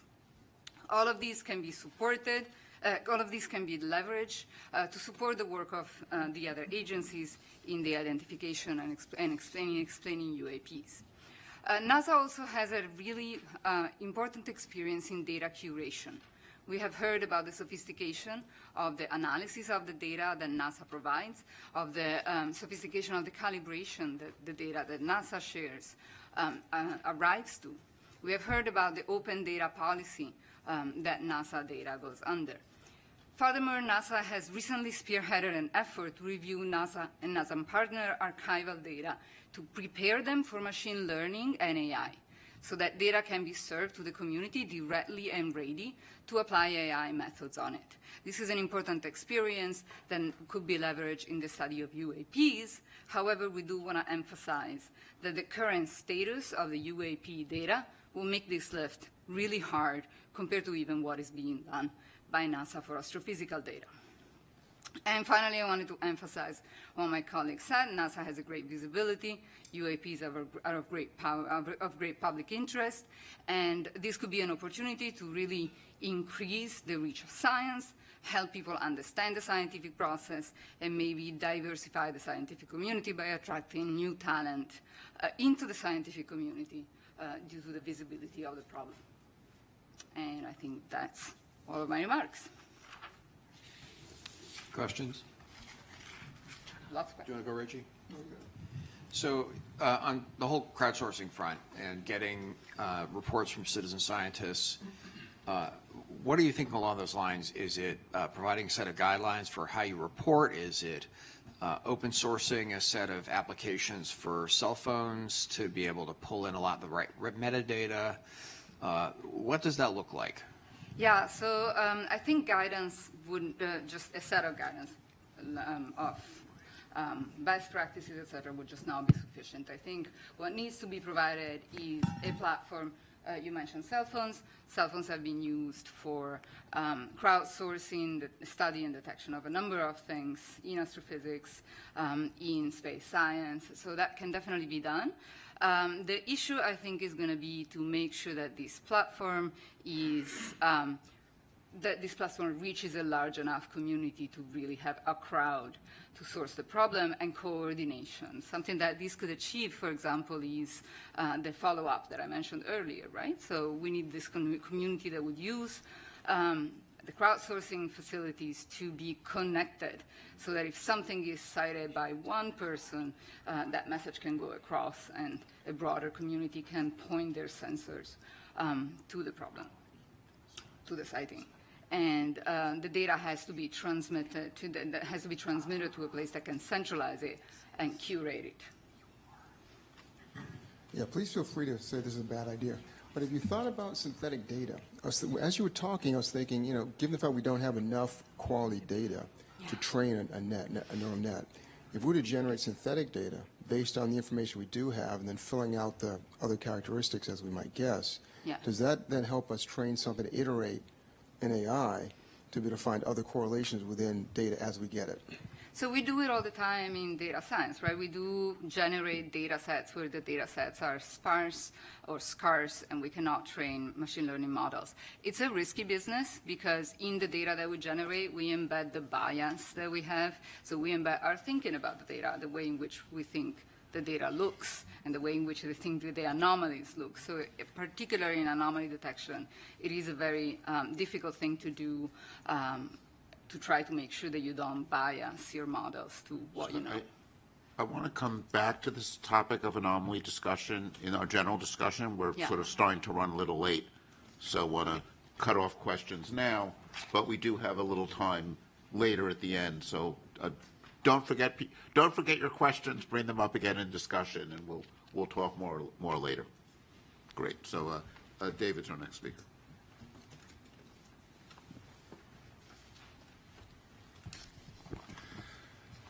All right, good afternoon. My name is David Grinspoon. I'm a planetary scientist and astrobiologist and I'm going to talk for just a couple of minutes about how observations beyond Earth are relevant to our study of UAPs. Many of NASA's missions are, at least in part, focused on answering the question of whether life exists beyond Earth. Astrobiology is the study of the origin, evolution, distribution, and future of life in the universe. As part of this, we consider how to search for biosignatures, observations we can make of other planets which might betray the presence of life. So we look for things like anomalous gases in the atmospheres of planets and other anomalies which may possibly reveal the presence of life. When we discover such an anomaly, we don't conclude that we've discovered life. We seek more data to understand what we're seeing, and often this leads to other new discoveries.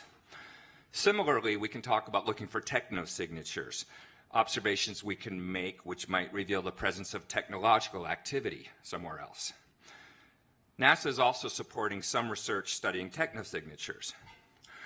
While there is at present no evidence we're aware of suggesting an extraterrestrial source for UAPs, these existing NASA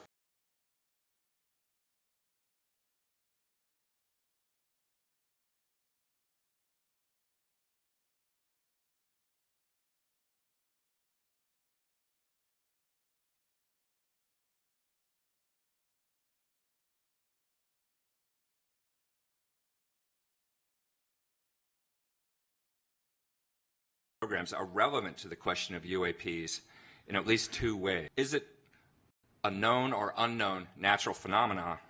Must it be technological? Is it known terrestrial technology? So these scientific communities have relevant experience in determining and communicating about whether observations which first appear to reveal extraordinary evidence actually justify making extraordinary claims. Second, if we do acknowledge an extraterrestrial source, however unlikely, as one possibility for UAPs, then these objects must have traveled through the solar system to get here. Within the scientific community, there's a widespread, but by no means universal belief that there are extraterrestrial civilizations. And we have a well-developed rationale. There's a lot of literature for discussing this, which I won't go into now in the interest of brevity, but it has to do with the vast numbers of exoplanets and the timescales of evolution and the possibility of convergent evolution on different planets leading to somewhat similar outcomes. And it's a fascinating subject, but the relevant point here is that the same rationale which supports the idea that extraterrestrial civilizations may exist and may be detectable also supports the idea that finding extraterrestrial artifacts in our own solar system is at least plausible. NASA is the lead agency for solar system exploration.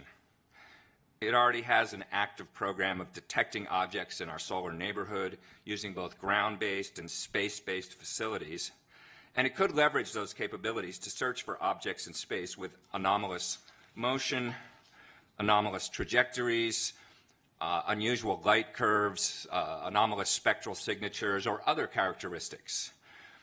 Most of the solar system has not been searched for artifacts or anomalies, and these modest data analysis efforts could potentially be applied to existing and planned planetary missions. The galaxy does not stop at the edge of the solar system, and the solar system does not stop at the top of the Earth's atmosphere. It's all a continuum of possibilities worthy of investigation. If NASA applies the same rigorous methodology toward UAPs that it applies to the study of possible life elsewhere, then we stand to learn something new and interesting, whatever the ultimate explanation is of those phenomena. And that's all I wanted to say right now. Well, we have time for one or two comments or questions or thoughts. Yeah, thank you for that. You know, it struck me while you were speaking about biosignatures that we do a lot of that type of analysis, right, in our home planet in different capacities. And so it's more of a comment, but I wondered your thoughts on, you know, bringing together those communities that might not work together and whether that would aid in, you know, not only establishing what's normal, but, you know, enabling the detection or maybe the understanding explanation of a UAP if reported.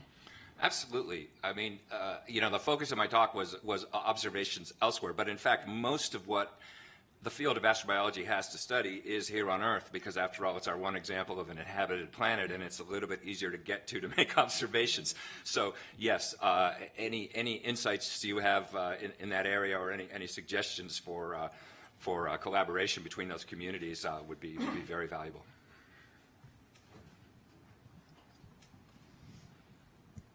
So, of course, NASA hasn't been researching the technosignature field for very long, and there's been a stigma with technosignatures for many decades. Are there any lessons learned we can impose from the technosignature in the study community to the UAP in solar system studies? That's a really good question. I guess the immediate thought it sparks in me is that, yeah, technosignatures were kind of treated, kept at arm's length for a long time by NASA because of stigma, and ultimately can't be kept away forever if you are an agency, curiosity-driven, trying to understand the whole universe. You have to move beyond stigmas and just try to honestly look at whatever evidence there is. And so I think in that broad sense, the same lesson ought to apply to UAPs. As someone who has been working in astrobiology and data sciences for some time now, it strikes me when both Dr. Bianco and you talked that the differences that seem to me between biosignatures and technosignatures fields and UAP field, again, relies on the data. So biosignatures and technosignatures, they have very well standardized data sets. They have been collecting data sets for some time. And they are able to apply machine learning, artificial intelligence algorithms, while it's a totally different question with the UAPs in how we can apply artificial intelligence here. So again, just like Dr. Bianca, how she said, it's about data standardization. So I hope that the UAP field will learn how to work with the data from the biosignatures and technosignatures fields. So. Yeah, that's a good point. The one point I push back on a little bit is whether technosignatures has a lot of data in that sense. The one part of technosignatures which is looking for signals from radio and optical and that sort of thing that's been, you know, associated with SETI for a long time. You're right, there's a lot of data there that we've been collecting, but the term technosignatures is sort of newly being adopted, and it in a way, it reminds me of the distinction we heard from the FAA about a cooperative and, you know, non-cooperative. That with technosignatures, we're looking. There's more of an emphasis on finding technology that is not necessarily intended to signal us, but just sort of doing what technology does and finding ways to, you know. So it's not looking for signals as much, and in that domain, we have not necessarily been collecting information for that long. But your point is well taken, that there are lessons learned from certainly the astrobiology and the sort of classical SETI field where we've had a lot of data, and we could look at how that is analyzed and try to collect the data for UAPs that will be amenable to that same sort of analysis. Great, thank you. Carlin's next.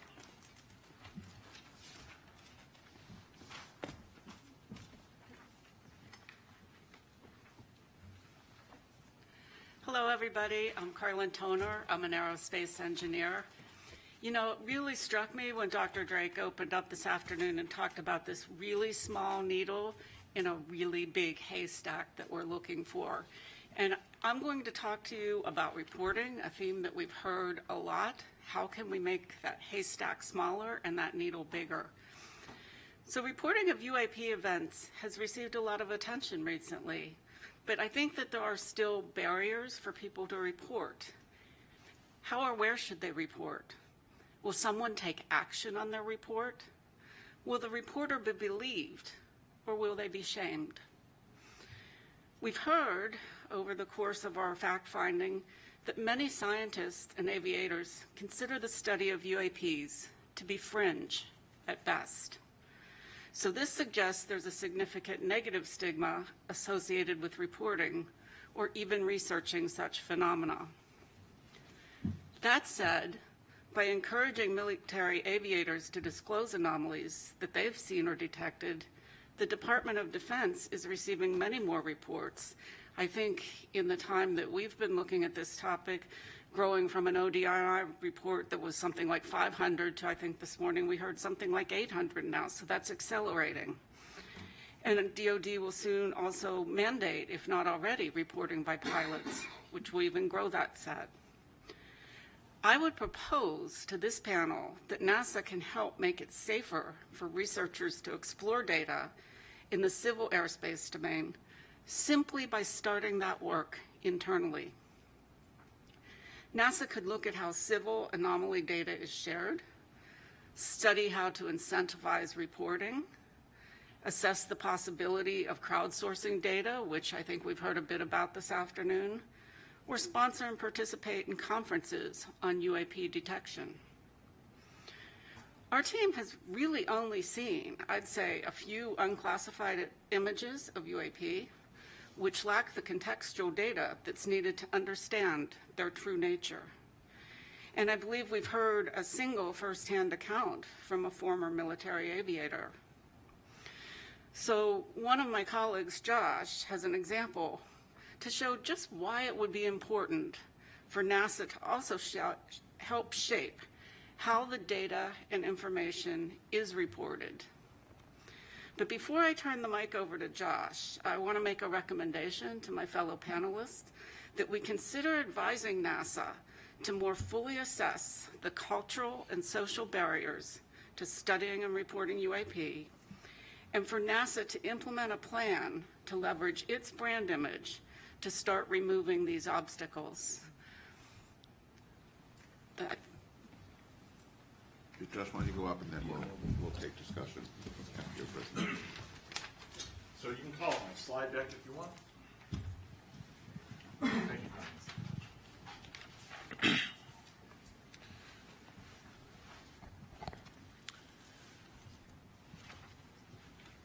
So it's not the charge of our panel to evaluate UAP evidence, but part of our statement of task is to assess the scientific analysis techniques that are available. You don't have to start it just yet, and how we might use them to determine physical constraints on UAP. The UAP reports with the most detailed contextual information are the ones from the Navy aviators. And they're using a combination of ranging and infrared imaging information. And for these cases, we can directly calculate critical parameters of a UAP, such as altitude and velocity, under certain assumptions. And it's, the main point I want to make here is that this multi-sensor approach is absolutely critical to charting a path forward for UAP investigations, and that pertains to NASA as well. So I'm going to provide one example here just to illustrate the crucial role of science and scientific analysis and the role of scientific analysis to avoid misinterpretation in some sense. Next build. Just hit space. Yeah, okay, so this is, this video was recorded by pilots deployed from the aircraft carrier USS Theodore Roosevelt in 2015. The example has been given the nickname Go Fast because it gives an impression of an object moving very rapidly against the ocean surface. And the question is this impression correct? And if not, what can we say quantitatively about what that object is doing in kind of Earth-centered coordinate system? Fortunately, the information needed to determine the altitude and velocity of this object is contained on the display. So go ahead and next. And this includes the elevation angle of the camera, the azimuth angle of the camera, the target range in nautical miles, aircraft altitude, the time reference in seconds, indicated airspeed in knots, You know, this information in this video in particular has been discussed quite a bit on the web. So let's begin with the object altitude. Next, please.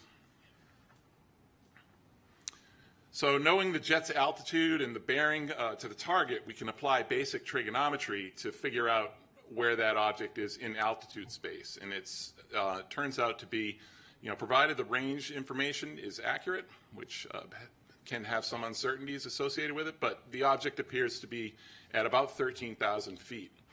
An important aspect of this here is that it's sort of midway between the jet and the ocean. So it's the ocean that looks like it's right behind it is actually 4.2 miles away.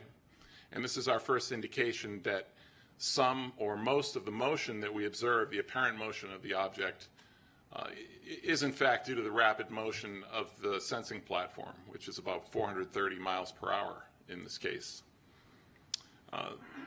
But we don't have to guess about this. So we have enough information on this display to actually reconstruct the encounter. Go to the next slide, please.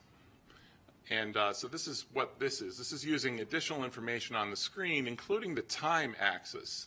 And so we know that this aircraft is banking about 15 degrees left, and you can compute through a simple calculator the radius, approximate radius of curvature of the flight.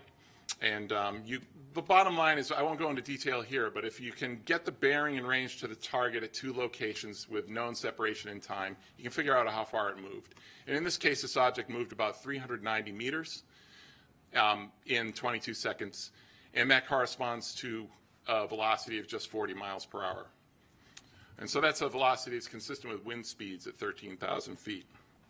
So it's not our task to conjecture what this object is, but it's an example that illustrates the type of data needed to determine critical parameters that will help us identify such objects going forward. In addition to the importance of quantitative analysis, this example also serves to illustrate the kind of cognitive bias we have to contend with for UAPs recorded from unfamiliar perspectives. And Sean Kirkpatrick showed another example of that. This is a parallax effect case. Thank you. Any questions? Thanks. Actually, before we have questions, this is actually a good moment. Sean wanted to comment on one of the questions. If we bring Sean up and then take questions for everybody or more discussion.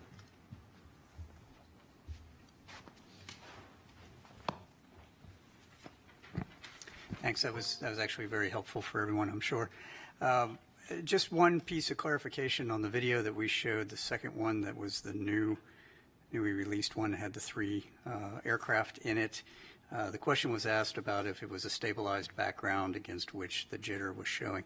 I am not 100% certain of that answer. It might just be a bunch of dust on that sensor, but let me go back and get you a more fulsome answer. It is either stabilized background or it's just garbage. But in either event, the three aircraft are jittering because of the platform. But that's another example of exactly what you're saying, right? It's the perception of the operator who thinks it's doing something else when it's actually just your own camera.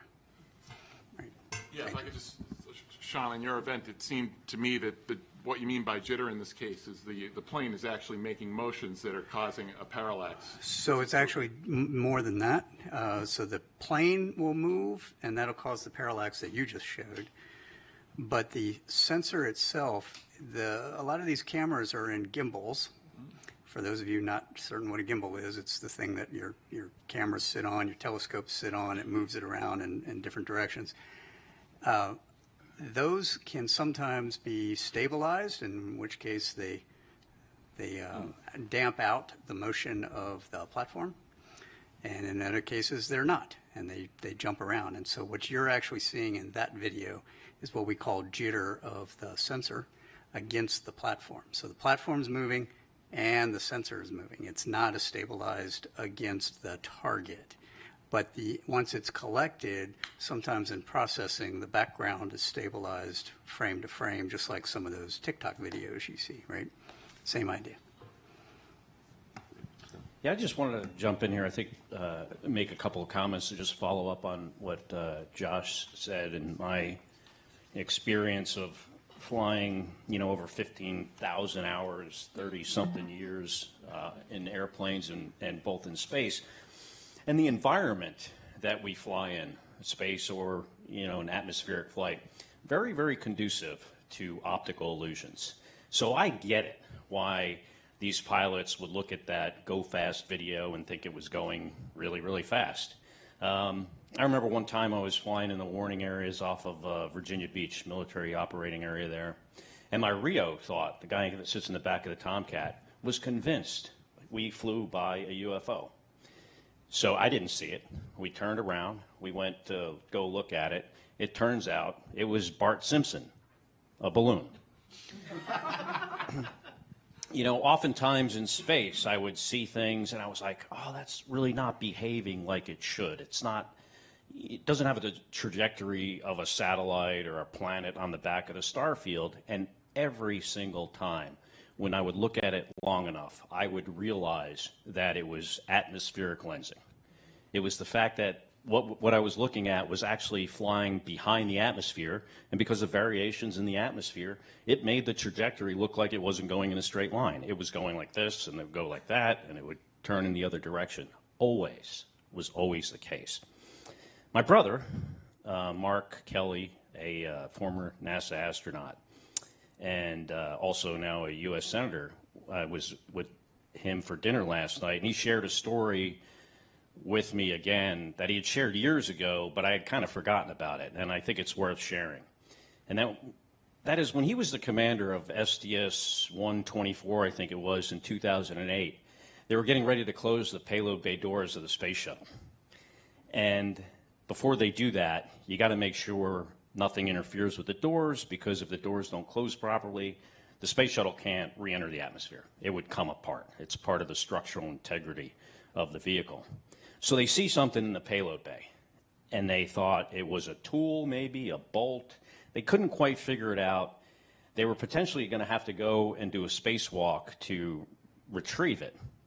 But before they did that, my brother grabbed the camera, they took a picture of it, and when they blew up the picture, they realized that this is not a bolt or a tool in the payload bay. It was actually the International Space Station that was 80 miles away. I mean, that's just a really good example of how this environment we operate in is so conducive to optical illusions. Oftentimes, guys fly into the water. And there are cases where, pilots have rendezvoused on a buoy because they thought that was their wingman. It's just very, very challenging environment to work in, especially at night. And in my experience, the sensors kind of have the same issues as the people's eyeballs.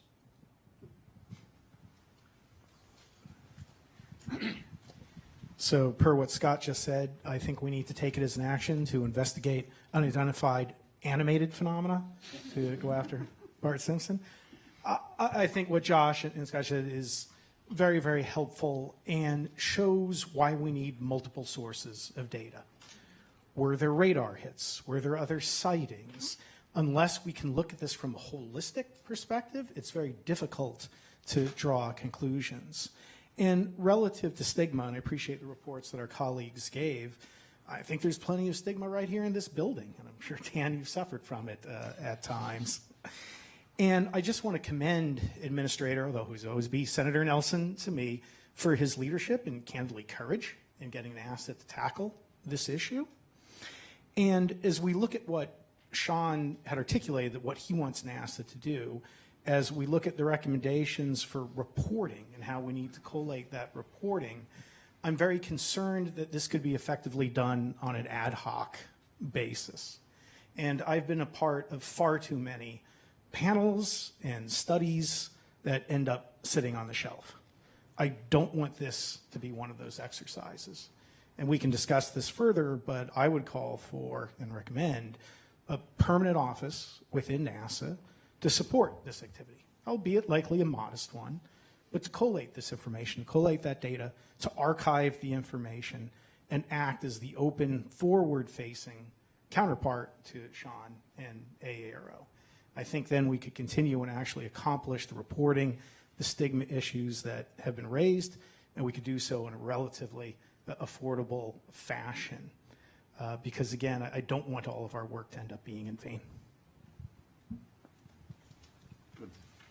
So now Jen's going to turn to our charge. I am. And you know, as a panel, when we were convened with a set of questions that we were charged to address, we've been addressing them through the topics we've talked about and through things as we've been thinking this through, but we're going to organize the next part of the discussion with Jen presenting these things, and this is also a chance to get into some of the discussion phase, because we can look at each of these questions as the topics that we want to make sure we address as part of the report. Jen. Thanks, David, and I want to thank the panelists all for all of your work, all of the knowledge that I've gained from each of you through this time.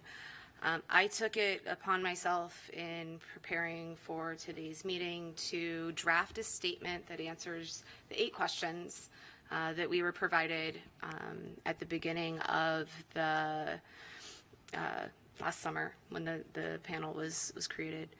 So I'm going to read the question out loud. I'm going to read my statement, and I'm going to pause, let you think and reflect. And if there's, remember, this isn't all of the details associated with each of these answers, right? This is to be a kind of high level, make sure we've got the major points there. And this is an initial take for these answers. So the first question goes, what types of scientific data currently collected and archived by NASA or other civilian government entities should be synthesized and analyzed prior to potentially shed light on the nature and origins of UAP? So the panel reviewed data sources, analytic tools, data architectures from NASA, NOAA, FAA, Commerce, and others. The data that we recognize were not collected for the purpose of identifying UAP, which leaves bias in the data that was collected. Even though there is an immense amount of data available, it is hard to access, and the sensors that were used were not well calibrated for identifying anomalous phenomena. No questions. Moving forward. Question number 2. I kind of feel like Jeopardy. What types of scientific data currently collected and held by nonprofits and companies should be synthesized and analyzed to potentially shed light on the nature and origins of UAP? Many organizations exist to track sightings of anomalous phenomena in the Earth's atmosphere, both nonprofit, for-profit, and otherwise. The study panel concluded that much of the inputs collected by these organizations are not considered scientific data in nature, and that they do not contain unbiased information, they're not repeatable, and they typically come with eyewitness accounts, which we've heard even today, that there's hesitations with using only eyewitness accounts to recognize or identify UAP. To the point about commercial or companies, there are a lot of space companies that some lobbied hard to get in to present to us. They have troves of data, but they're collected for a variety of different purposes than the purpose of UAP. And those systems, while they are well calibrated, are only one source of many that could be used. And questions, comments, concerns? Yes, Carla. I'll bite on that one, Jen. You know, I think your answer is correct as to what we've seen, but where I would go is if we made a recommendation to NASA that, you know, we're really asking them to build a roadmap, and we haven't done a robust cataloging. We've looked at sources, mentioned sources that we think might be relevant, but perhaps a more robust effort cataloging would be a good modest start. Yeah, that's good. I will only in slight defense of trying to answer the exact question as posed to the panel, rather than trying to add recommendations at this point. But yes, point well taken. Thank you. Yeah, I mean, I think one of the data sets that we just learned about, heard more about today, and thinking about sort of calibrating things, is the FAA data on anomalous, tracking events, right? And I think this is something where, if we had, some imaging software, people, citizen scientists with cell phone cameras identify some event that looks interesting, one of the places you'd like to be able to turn is the FAA data. And having, if there is, to go back to, having a NASA responsibility for data, NASA makes, has a lot of experience in serving as a clearinghouse for data from across the government for civilian data, right? This is something we do in lots of different areas. And I think there are some opportunities with data sets there, and I think the radar data is one that comes to mind as one we don't want to forget about as an available data set. Yeah, absolutely. Question 3, I think, goes more towards the recommendations of what other types of scientific data should be collected by NASA to enhance the potential for developing an understanding of the nature and origins of UAP. So we've heard now from 2 of the panelists on some of the information that should be collected, or the way that some of that data should be organized in a manner to make it available for people to analyze that information. And the only other thoughts that I had here was really recognizing the difference in the sensor thresholds, right? So we can't always tune a sensor all the way to the resolution that we might need or we might want. And as we collect that data, to recognize for the scientists that are doing those analyses the bounds of each of the systems that they're using. Yeah. What strikes me on that one, when you were reading the answer, the proposed answer, was what may be new, maybe something that's new to NASA in the sense of like a time series, so we can know what's normal, so we can perhaps identify what's not normal or anomalous, right? So I'm not sure to what extent it's like the most unsexy thing to sell on the face of the planet, right, is making consistent long-term observations. But I think that the agency may be set up to do just that for multiple reasons, right? Yeah. Persistent data collection. The agency does that in a lot of cases for astrophysical purposes. So the infrastructure, of course, pointing up and pointing at a different distance, but the infrastructure for collecting this kind of data, organizing it, keeping it, and that does exist. Yeah. And there are, in their defense, a lot of satellite companies that are doing that persistent collection as well. Okay. Question 4, which scientific analysis techniques currently in production could be employed to assess the nature and origins of UAP? Which types of analysis techniques should be developed? So this is a 2-part with what exists today and what should be. So we're looking also at recommendations. Based on the information provided by the presenters to the panel, there are very few credible analysis techniques available that currently exist to assess the nature and origins of UAP. The onset of artificial intelligence and automated analysis techniques give promise to being able to do that in the future. I wanted to add something to that, perhaps, which is that really to design the analysis, you need to know what the data looks like, right? Yes. So, we can't really say what kind of analysis should be created on the hypothetical data that we're recommending should be collected in some, Right. somewhat specified fashion. If it's all hypothetical and we want Right. to collect all of this data and we know what format it's going to be in, we can design analysis techniques around it. And at that point, it's likely that there are analysis techniques that already exist. There Absolutely. is a wealth of anomaly detection work. We just don't know which one will be most suitable because the data, as it should be, doesn't exist yet. Correct. She said exactly what I was going to say. Yeah, and that's what I was getting at with my point. Not that those analysis techniques don't exist in the scientific community, just that they're not being applied to this problem set right now, and it's hard to apply them when we don't have the known data of what would go into those.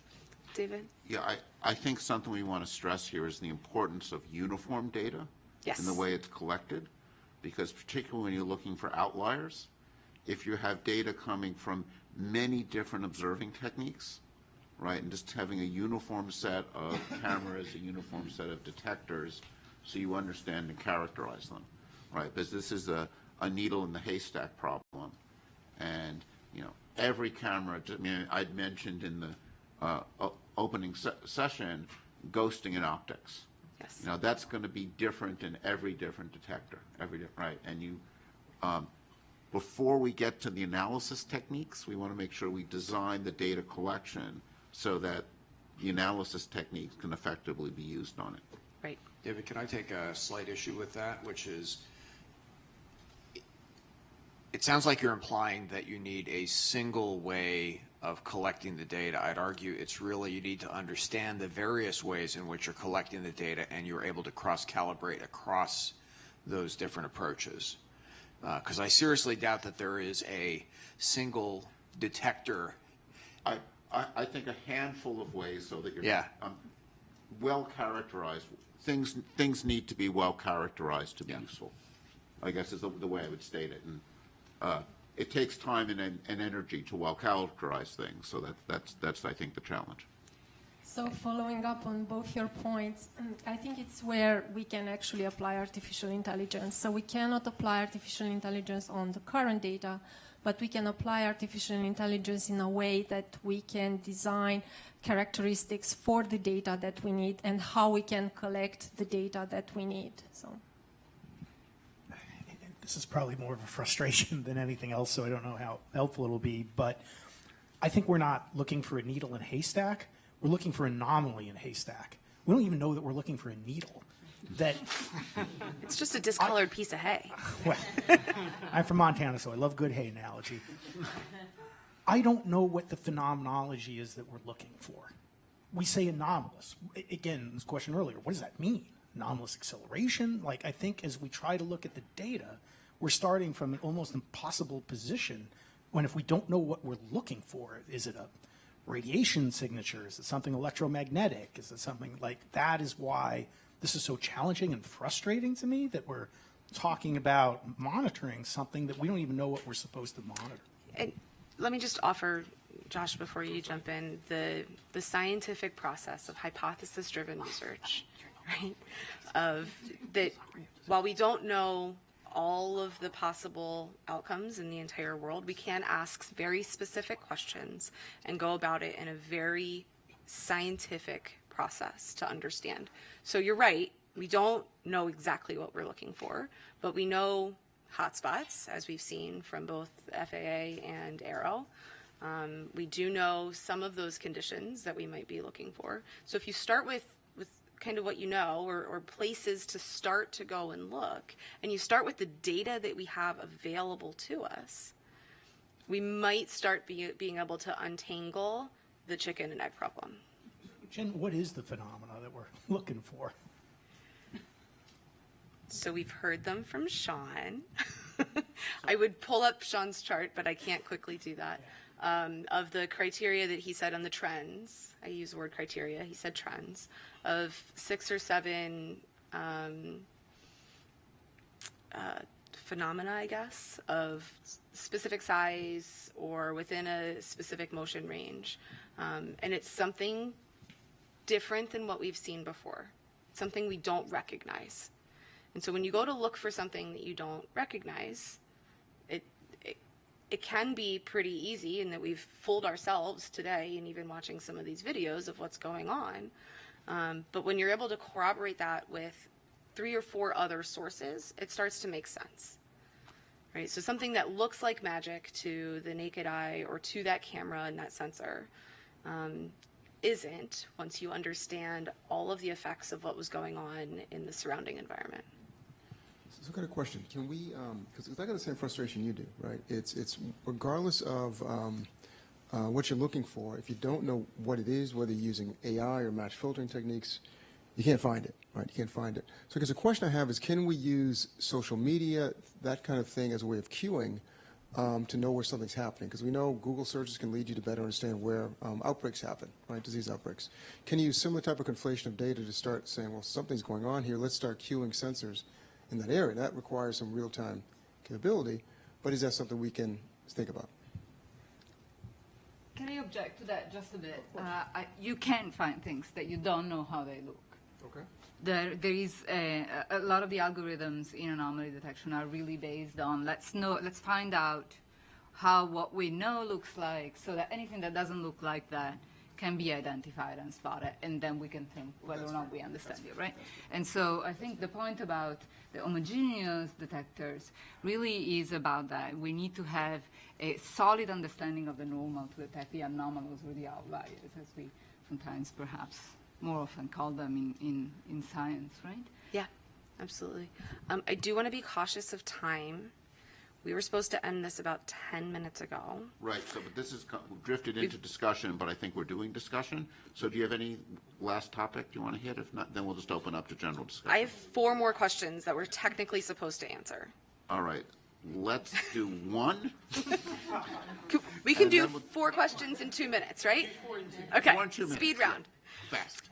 In considering all of the factors above, what basic physical constraints can be placed on the nature and origins of UAP? Mike, would you like to take this question? Absolutely. Needle in the haystack. Okay, got it. In my notes to answer this, knew that Sean had presented some trends, so I used that kind of as the basis for what basic physical constraints could be available, and also Josh's presentation that he just presented of, we know some of these are still in the realm of understanding. We just haven't applied basic physics to understand what's there, what we have. Question 6, what civilian airspace data related to UAPs have been collected by government agencies and are available for analysis to A, inform efforts to better understand the nature and origins of UAPs, and B, determine the risk of UAPs to the national airspace? So we saw some of this I'm going to use examples from today to kind of move quickly. Some of this in Mike Free's presentation, talking about the air risks, right, that FAA is always looking out for. We know by altitude and by sensor and curvature of the Earth and line of sight, and as you get higher that you can see more, right? So we have a lot of civilian airspace data that can start to understand the nature and origins of the UAP, and determining the risk is based on how much you know, right? So you think about, I go straight to space and I think about satellites, and one tiny piece of space debris can destroy an entire satellite because they're moving really, really fast in the vacuum of space. It's not necessarily so true in airspace, right? But something that we don't know could have a severe impact on pilots and their flight plan and all of that, which then could really wreak havoc on all of the United States airspace. And so being able to understand and identify what those phenomena are will help de-risk the air flight safety in the national airspace. Question 7. What current reporting protocols and air traffic management data acquisition systems can be modified to acquire additional data on past and future UAPs? We've heard a lot of the reporting structures. It was talked about earlier today. Those probably can be adapted and improved, and it's up to us in discussion as the panel on what those recommendations might be. Question 8, and I'll get off stage. What potential enhancements to the future air traffic management development efforts can be recommended to acquire data concerning future reported UAPs to assist in the effort to better understand the nature and origins of the UAPs? The potential enhancements, automatic filtering of the knowns has come up as a talking point. These are specific really to acquiring data, the tuning of those sensor platforms, the multimodal spectrum collection, and being able to kind of timestamp or geostamp each of those to corroborate the sightings. So I will leave the panel with that, with time to continue discussion. Thank you. Thanks. So, sorry. Okay, great. Let me lead the discussion from there.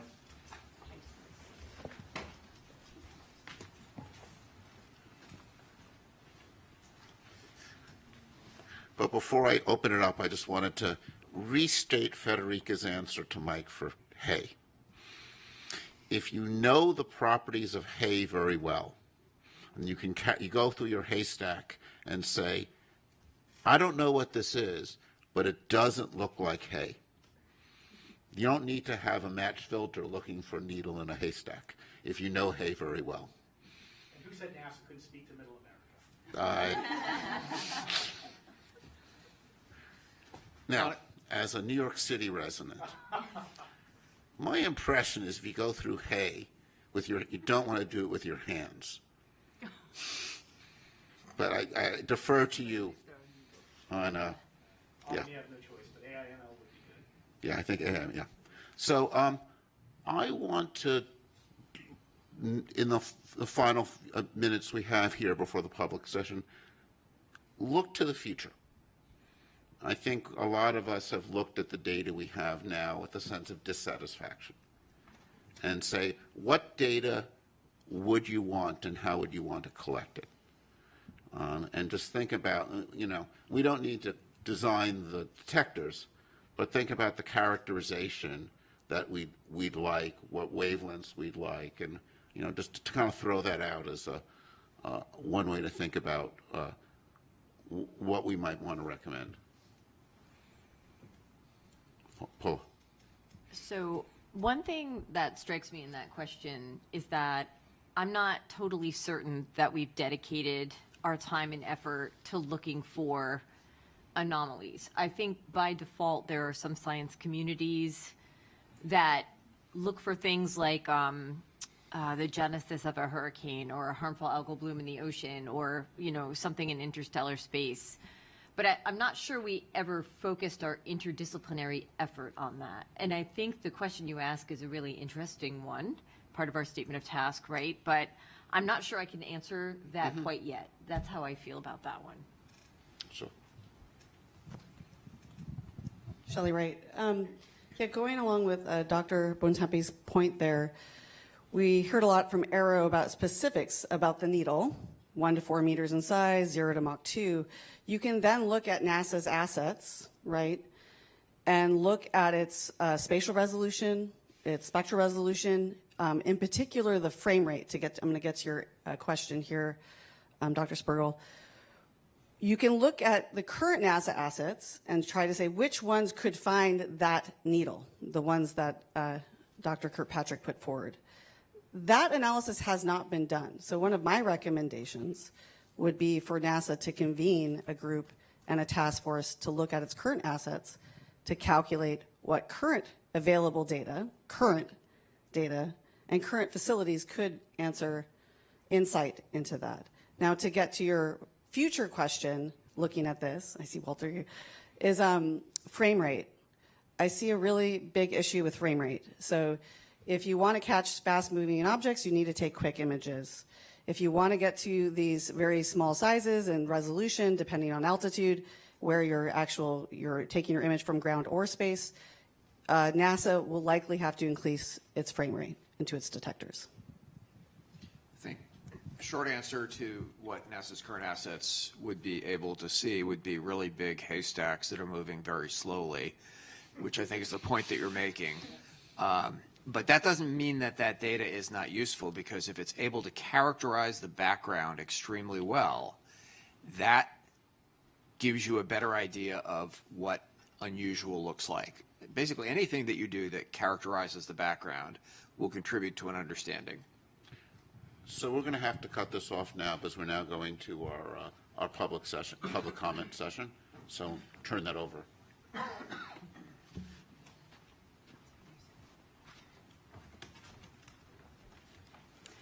everybody.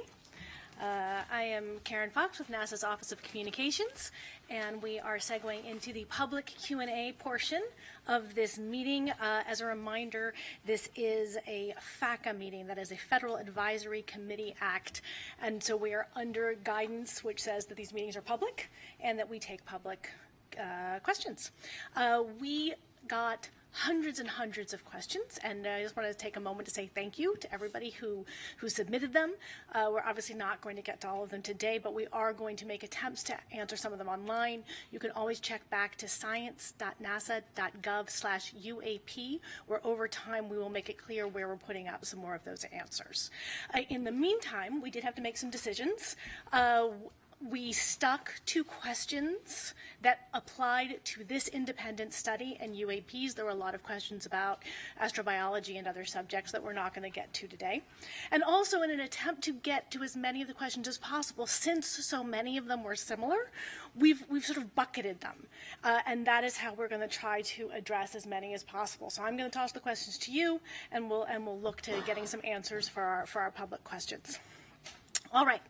So first set of questions are specifically about the data being used. So examples. What exactly are you incorporating into your report? What data are we using? What are some examples of data being used? Do we have multi-sensor data or of objects performing maneuvers that seem truly anomalous? Do we have photos, videos? What about having the NASA historian go through the NASA's historical records? Did you interview military or pilots for this study? So looking for some information about the kinds of data. I can toss to anyone. David looks like he's jumping in. Well, I think first and foremost, our goal here is really to create a roadmap, right? So really, we have been informed by some of the events that are reported, and we've had, but we've certainly not done a complete historical study in an archive. And I think one of the things we've wanted to do was learn what kinds of events have been reported, learn about some of the ones that have been resolved, some of the ones that are unresolved, so we can best think about how in the future we can collect data so that we can get more robust answers. So that, I hope that addressed that question. It does. Others have anything else they'd like to add? All right. Then I will keep going. Another big question category was about transparency and about sharing information. And so examples in this category are, what is NASA hiding and where are you hiding it? How much has been shared publicly? Has NASA ever cut the live NASA TV feed away from something? Has NASA released all UAP evidence it has ever received? What about NASA astronauts? Do they have an NDA or clearance that does not allow them to speak about UAP sightings? What are the science overlords hiding? Dan Evans. All right, I'll take a stab at that one.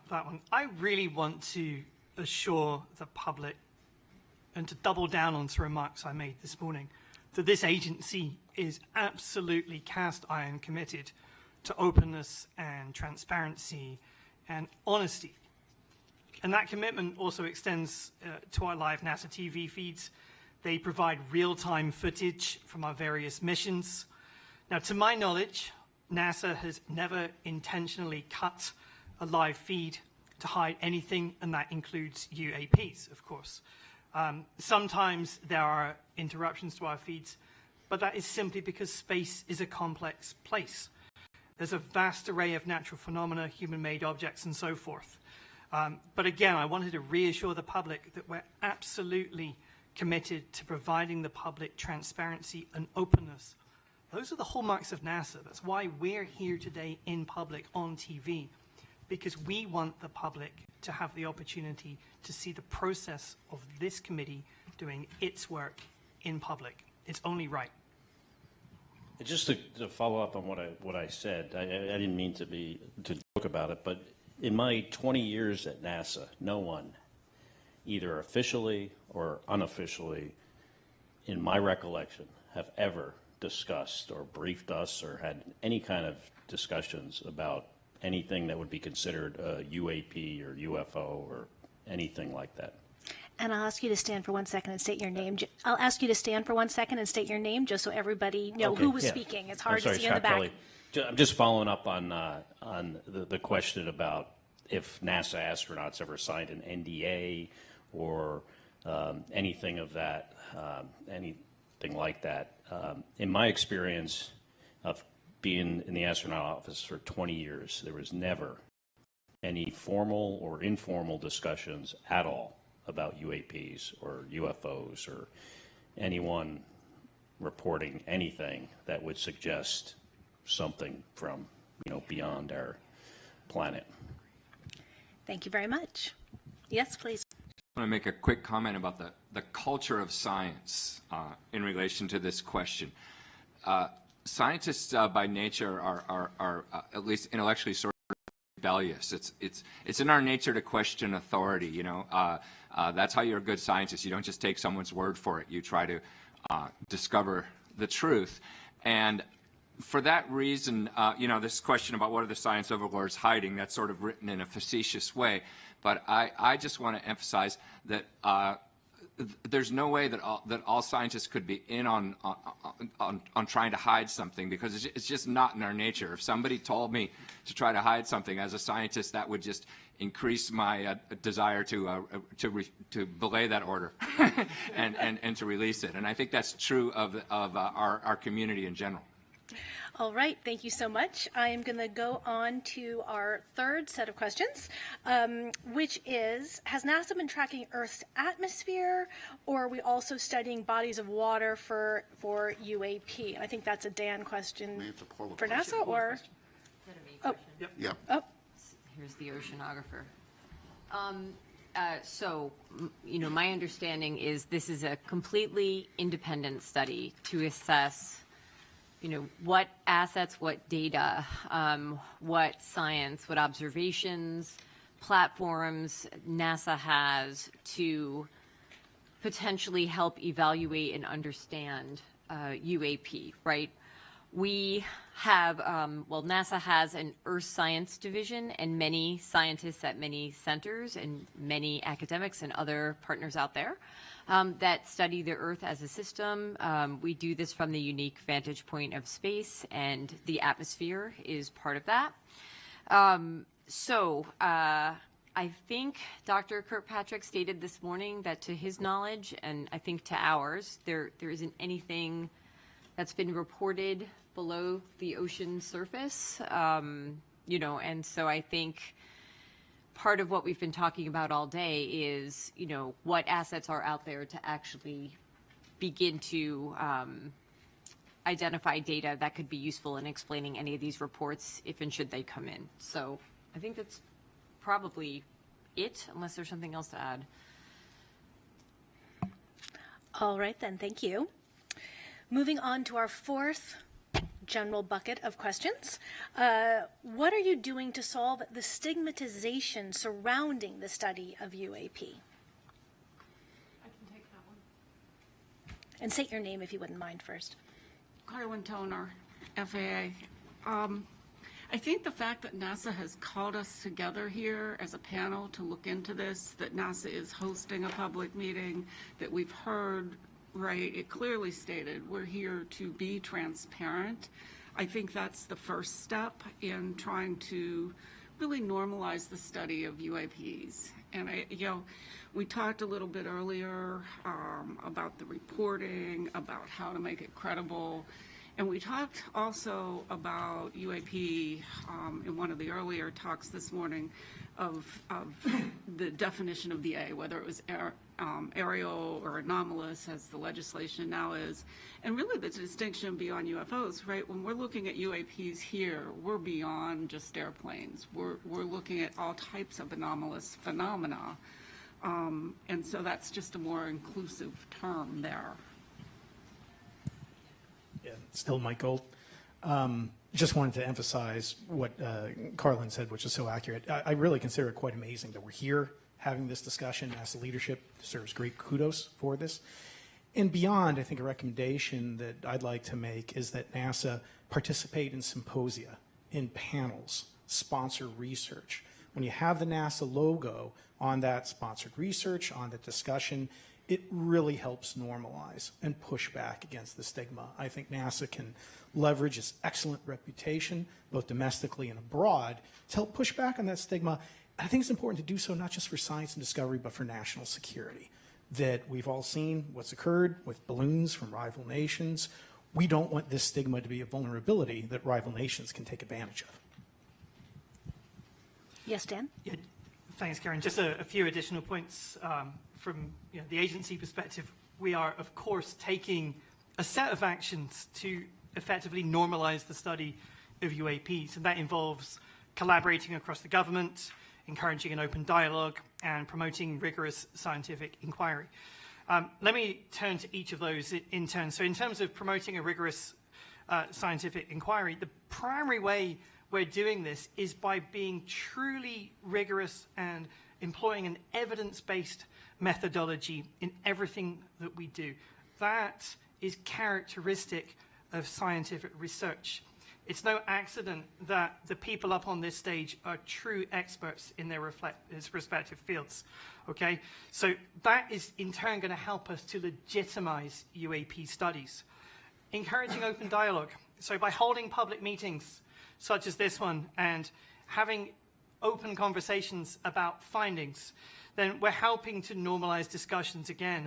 And that really goes arm in arm with our commitment to openness and transparency with the public. And then finally, in terms of collaborating across the government, we're working very closely with other government agencies, not least Sean's office, AARO, to broaden the scope and the depth of our study.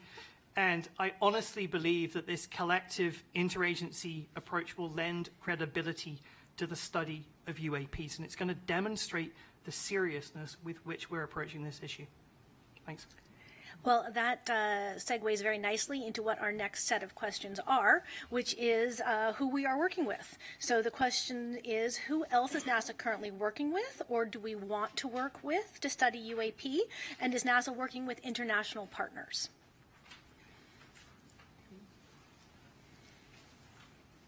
All right.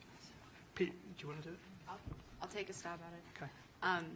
As the questions tasked to this panel so kindly asked us, both in what other government agencies are collecting data, what data is available. NASA is partnering with them in many ways, as well as NASA has a wide commercial outreach and partnerships with understanding what data is available, as well as NASA's founded on well, not founded, but the core principles of NASA are with international partners. So the information that our partners are gathering is typically available to NASA as well. So Michael, yes, on all accounts. And I may just emphasize and add that NASA is singular, I believe, among government agencies in its international outreach. Again, not to keep talking about the Artemis Accords, but you see countries like Saudi Arabia that we may not have a great relationship with as government right now. We have Saudi Arabia and Israel in the Accords family, so that NASA is unique in its scope and ability to reach out. I also think that we're entering a new era of commercial space transportation that is going from low Earth orbit out to cislunar space. And that is going to be the purview of the Department of Commerce, which is taking over space traffic management. So I think it's very important that NASA work with and support commerce as we go through that transition. Department of Defense is currently responsible for that. And I think that will help us not only to identify potential UAPs, but to assist in preventing contention, congestion, and eventually conflict. And I also want to note, in terms of space debris in orbit right now, I believe, represents an existential threat to our very society, that we are getting very close to an event that could cause real problems for our ability to access satellites. And that's why I think there's great ancillary benefits to the conversation we're having today, that as we increase our capability to monitor orbit for UAPs, that data could also be very relevant as we look at near-Earth objects and other threats. And again, to just end on near-Earth objects, Apophis, for example, an asteroid, is going to come so close to Earth, it will be below geosynchronous satellites. So any effort to begin to catalog and do better in terms of understanding that environment is going to be terrific, and I hope NASA works with commerce and international agencies on Apophis and other missions. I think Federica had something to say, too. Yeah, I just wanted to add that, a lot of the things that we think we might recommend in terms of platforms to collect data that would be useful to study UAPs, we recommend a multi-platform and multi-site. That would also mean likely ground-based as well as space-based facilities. And this is being done already in astrophysics, co-observing the sky from the ground and from space with different methodologies and different instruments to get a more comprehensive picture of what's normal and then detect what's anomalous. And about every 10 years, the astrophysics community anyways, but many other branches, convene a panel of experts to see what things can be done to advance the field in the next decade. It's called the Decadal Survey for us. And one of the recommendations this year was explicitly for agencies that do astrophysics to work together. So NSF, DOE, and NASA to work together, share data, share facilities and instruments. So I think this is, there's a lot of fields will benefit from this, including the UAP studies. Oh, absolutely. Carlin Toner, I'd like to put an exclamation point on how well NASA is collaborating across the government. I'm from the FAA, and I can personally attest that FAA and NASA have a robust engagement in transferring research into practice in the ATM system. I think on the commercial space side, we work well with NASA. And all of our agencies are in the whole of government approach, supporting AARO specifically on the UAP topic.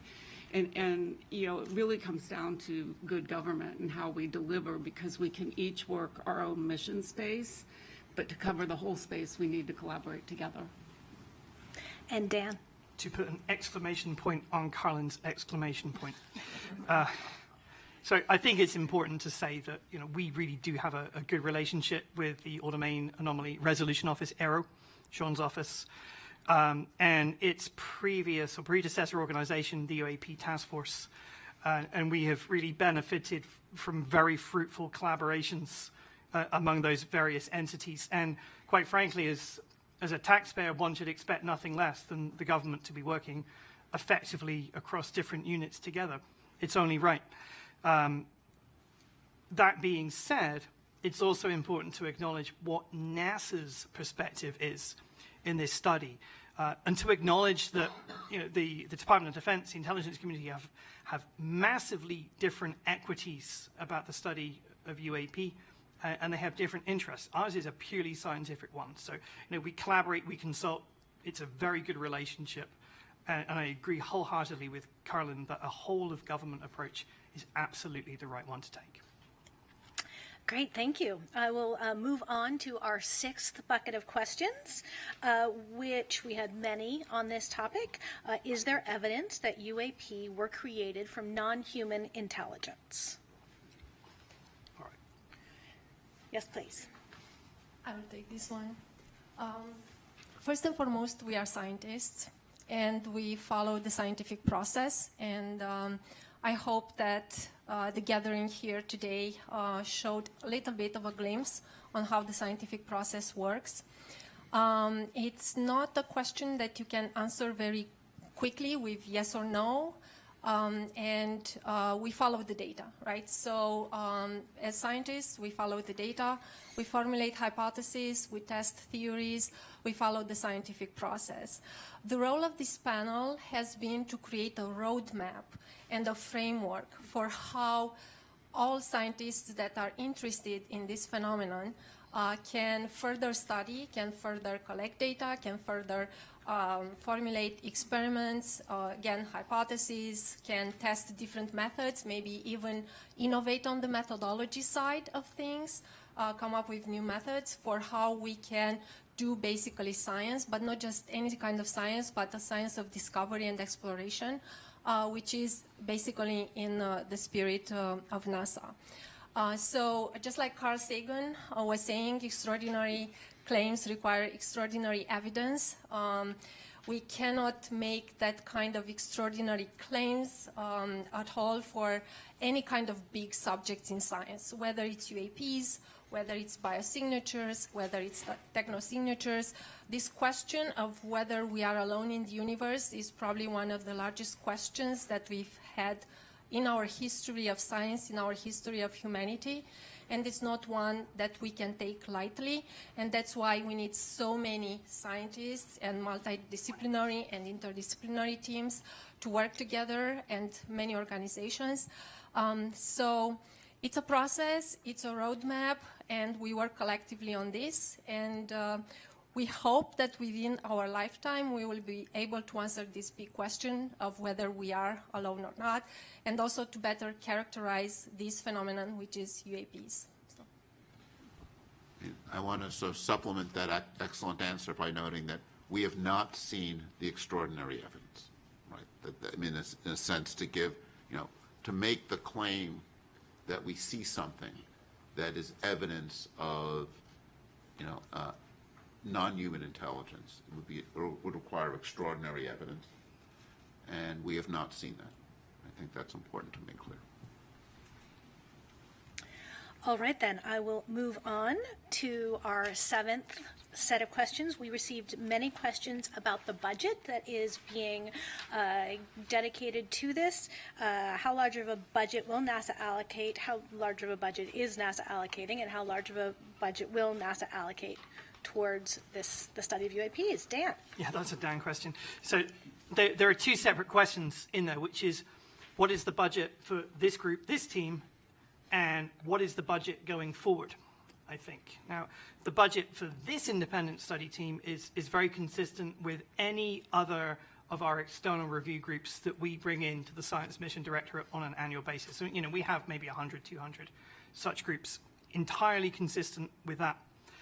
Also important to say going forward now that NASA has not established a program relative to UAP.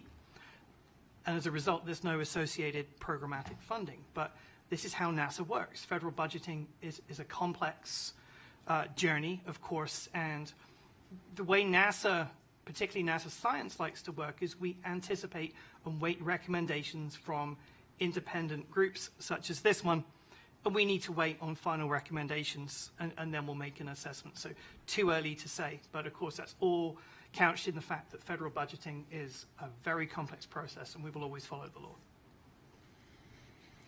All right, we're making good time. We have one more question that encompassed many of the ones we got, which is, has NASA encountered any aliens or extraterrestrial life? What happens if the public comes across extraterrestrial life? What would NASA do if extraterrestrial life was discovered? What would NASA study or do if extraterrestrial life was discovered? Now, I think it's worth making a distinction that when we talk about extraterrestrial life, we do have a study within NASA of astrobiology, which is not intelligent life necessarily. And so I invite you, as you answer this question, to make clear the distinctions as you are talking in terms of UAPs as well as any astrobiology work that we do. I would start by saying one of NASA's big questions is there life out there? Right, and a lot of what NASA's doing in its exploration of the solar system and beyond is focused on searching for life in any form, extraterrestrial life. I think one of the things we have learned in the past 20 years is planets are common. We knew, of course, about the planets in our solar system, but we now know there are lots of planets out there. So there are lots of potential environments for life. And I think one of the most fascinating questions is, do any of those planets host life? And that's something that NASA is trying to address in a host of different ways, whether it's probes that are landing on planets or designing missions that will look for signatures of life around other planets. So the search for life is a really important theme. We haven't found life beyond Earth yet, right? I mean, let's be clear about this. We haven't found it yet. But we're looking, and we're looking for it in lots of different ways. And, David was discussing technosignatures as one way that we can look both within our solar system and beyond. And there's a lot a lot of different elements, I think, of this potential search. And, just to go back to something that was phrased in an earlier question, is NASA hiding anything about this? No. This is actually what, answering this question is one of the things that NASA as an agency is excited about. It's something that lots of scientists working with NASA are excited about is this question of, is there life out there? And I think one of the things that makes this question of are we alone such a central question, not just to the scientific community, it's a central question, I think, for the public. I suspect there are more people watching this than the typical episode of NASA TV, right? And this is something where we will have, media coming to the press conference because these questions touch on something that I think is really a deep question for humanity is, are we alone in the universe?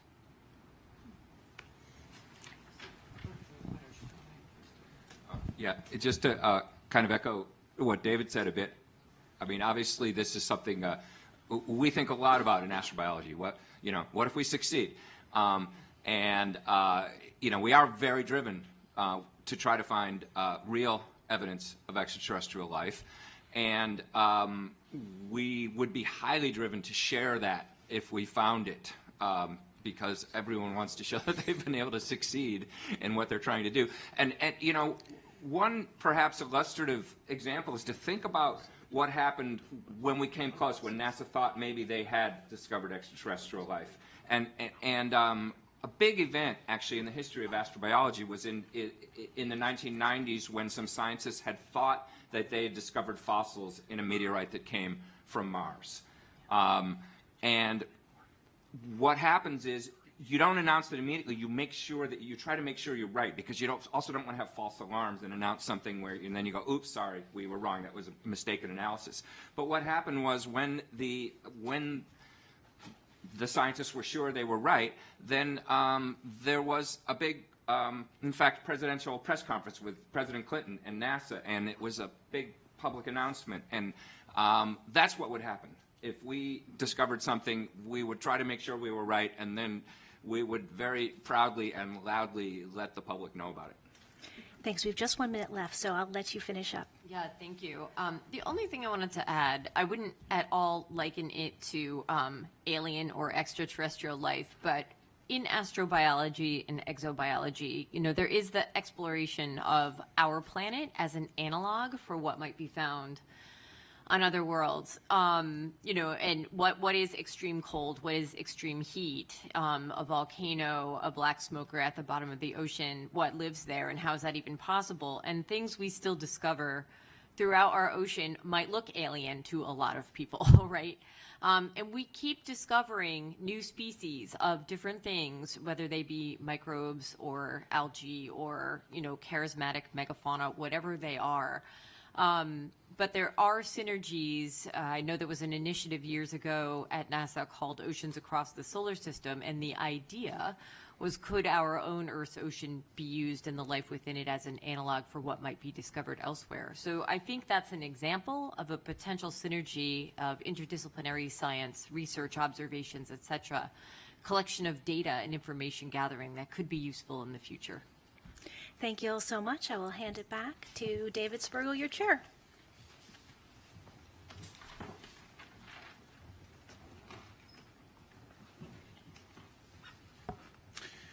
So let me also just answer the one other piece of that question was, what do you do if you see something surprising? Right? Where do you report? And this is something where, just to come back to something I mentioned in my opening remarks, the AARO is our lead agency for UAPs. And while we've talked about life in this context, most UAPs, I think when one looks at the data in more detail, are going to turn out to be phenomena we understand. We saw this with some of the balloons or commercial jets. We saw those examples. Some UAPs, and we saw this with the Chinese balloon that flew over, is an issue sometimes of national security. So we actually do want to encourage people, just from that angle, to report it. So, before we'll transition to summary, but just want to answer on that question, that, to keep in mind that, the AARO's role is to be the prime source for understanding those things. And what our charge is to think about what's NASA's role. And I think NASA, and this is something, I want to now go back to discussion. We didn't have that much time for it. Just to come back to, what we see as NASA's role in this. I think one piece we've talked about is NASA can help remove the stigma. NASA can draw more of the scientific community in. And I think what NASA can help do is provide standards of high data quality.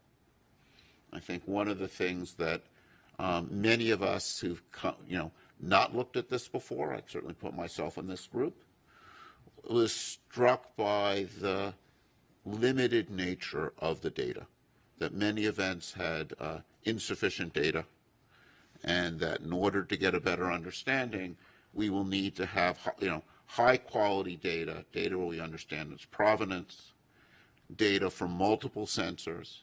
And I think one of the things that, even from the same sensor, as we saw, in Josh's analysis, also in the event Sean showed us, when you can observe event over time and get velocity information, that gives you a lot of additional information. So we're going to want things with high frame rate. We're going to want things from multiple perspectives. So I think those are all going to be pieces of things that we want to think about. I think this is an opportunity for citizen science. I think if we can come up with recommendations in our roadmap that point to ways in which we could people can collect data.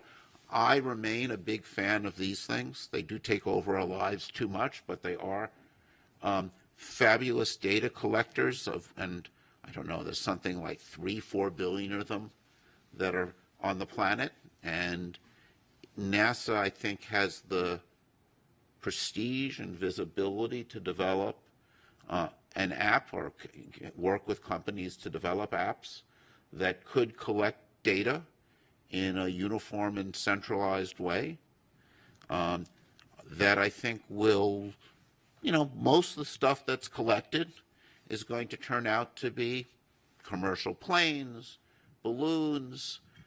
When you have multiple cameras, you can eliminate some of the optical limitations of the ghosting and those effects.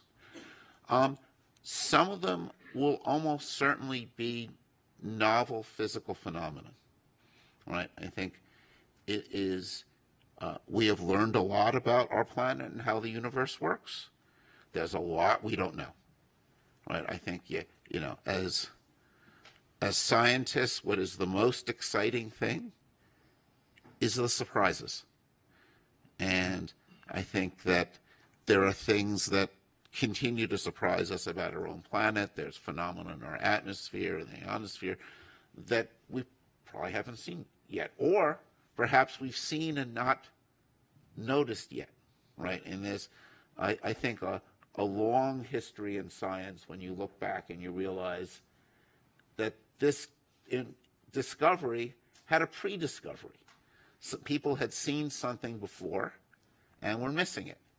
And those pre-discoveries were not of note, often because we had biases against seeing it, but often because there was limitations in data quality. And, one of the things I was taught is when you have a question you don't know how to answer, you start by getting better data. And, we're coming, I get to do the summary, and as the chair, I get to, summarize a conclusion. And we need better data, would be my takeaway. And we need more uniform data. And since I'm so proud of my haystack, we need to be able to understand what's in the haystack. And it's a lot more complicated than a haystack in a sense, right? It's got commercial planes, it's got, drones, and, I think the number of drones out there is large and growing and will be a continual source of confusion. We were charged to think about air safety. Understanding and characterizing, seeing what's going on with drones is also, I think, going to be an important air safety issue. So we'll need to, to understand the unknown, or to start to study the unknown. Another important piece is always going to be characterizing the known really well. And, this is the part, I think, of a lot of science that seems dry and boring, but it's calibration and understanding the events you expect to see. In thinking about this area, one of the groups of people that people talk to are particle physicists doing experiments at CERN, where they go through the effort of finding extremely rare events to find new particles. And in order to do that, you need to understand the standard predictions well. So I think another part of the whole story, and I know this is something AARO is working hard on in the context of military, it's like you've got to characterize what the known things are. When you've got that F-35 flying past a balloon, what does it see? What does it see at sunset? What does it see at odd observing angles? And that characterizing the normal is an essential thing to do to understand what's out there. So let me conclude the session by thanking the panelists. It's been a pleasure learning from you. Thanking our Sean and our other invited speakers and that we've had for some of our data collection sessions. We've learned a tremendous amount from you. And also thank the public engagement. I think we were all impressed by the number and level and sophistication of the questions people sent in. We tried to address as many of them that we could in the session. As you heard, NASA, through science.nasa.gov, will provide, there'll be some additional answers provided. I encourage you to go there. Actually, as a non-NASA employee, I'll put in a little ad for science.nasa.gov. NASA does amazing things, and we're learning amazing things about the universe and our planet, and just encourage you to go there and continue to learn and continue to explore. So thank you all.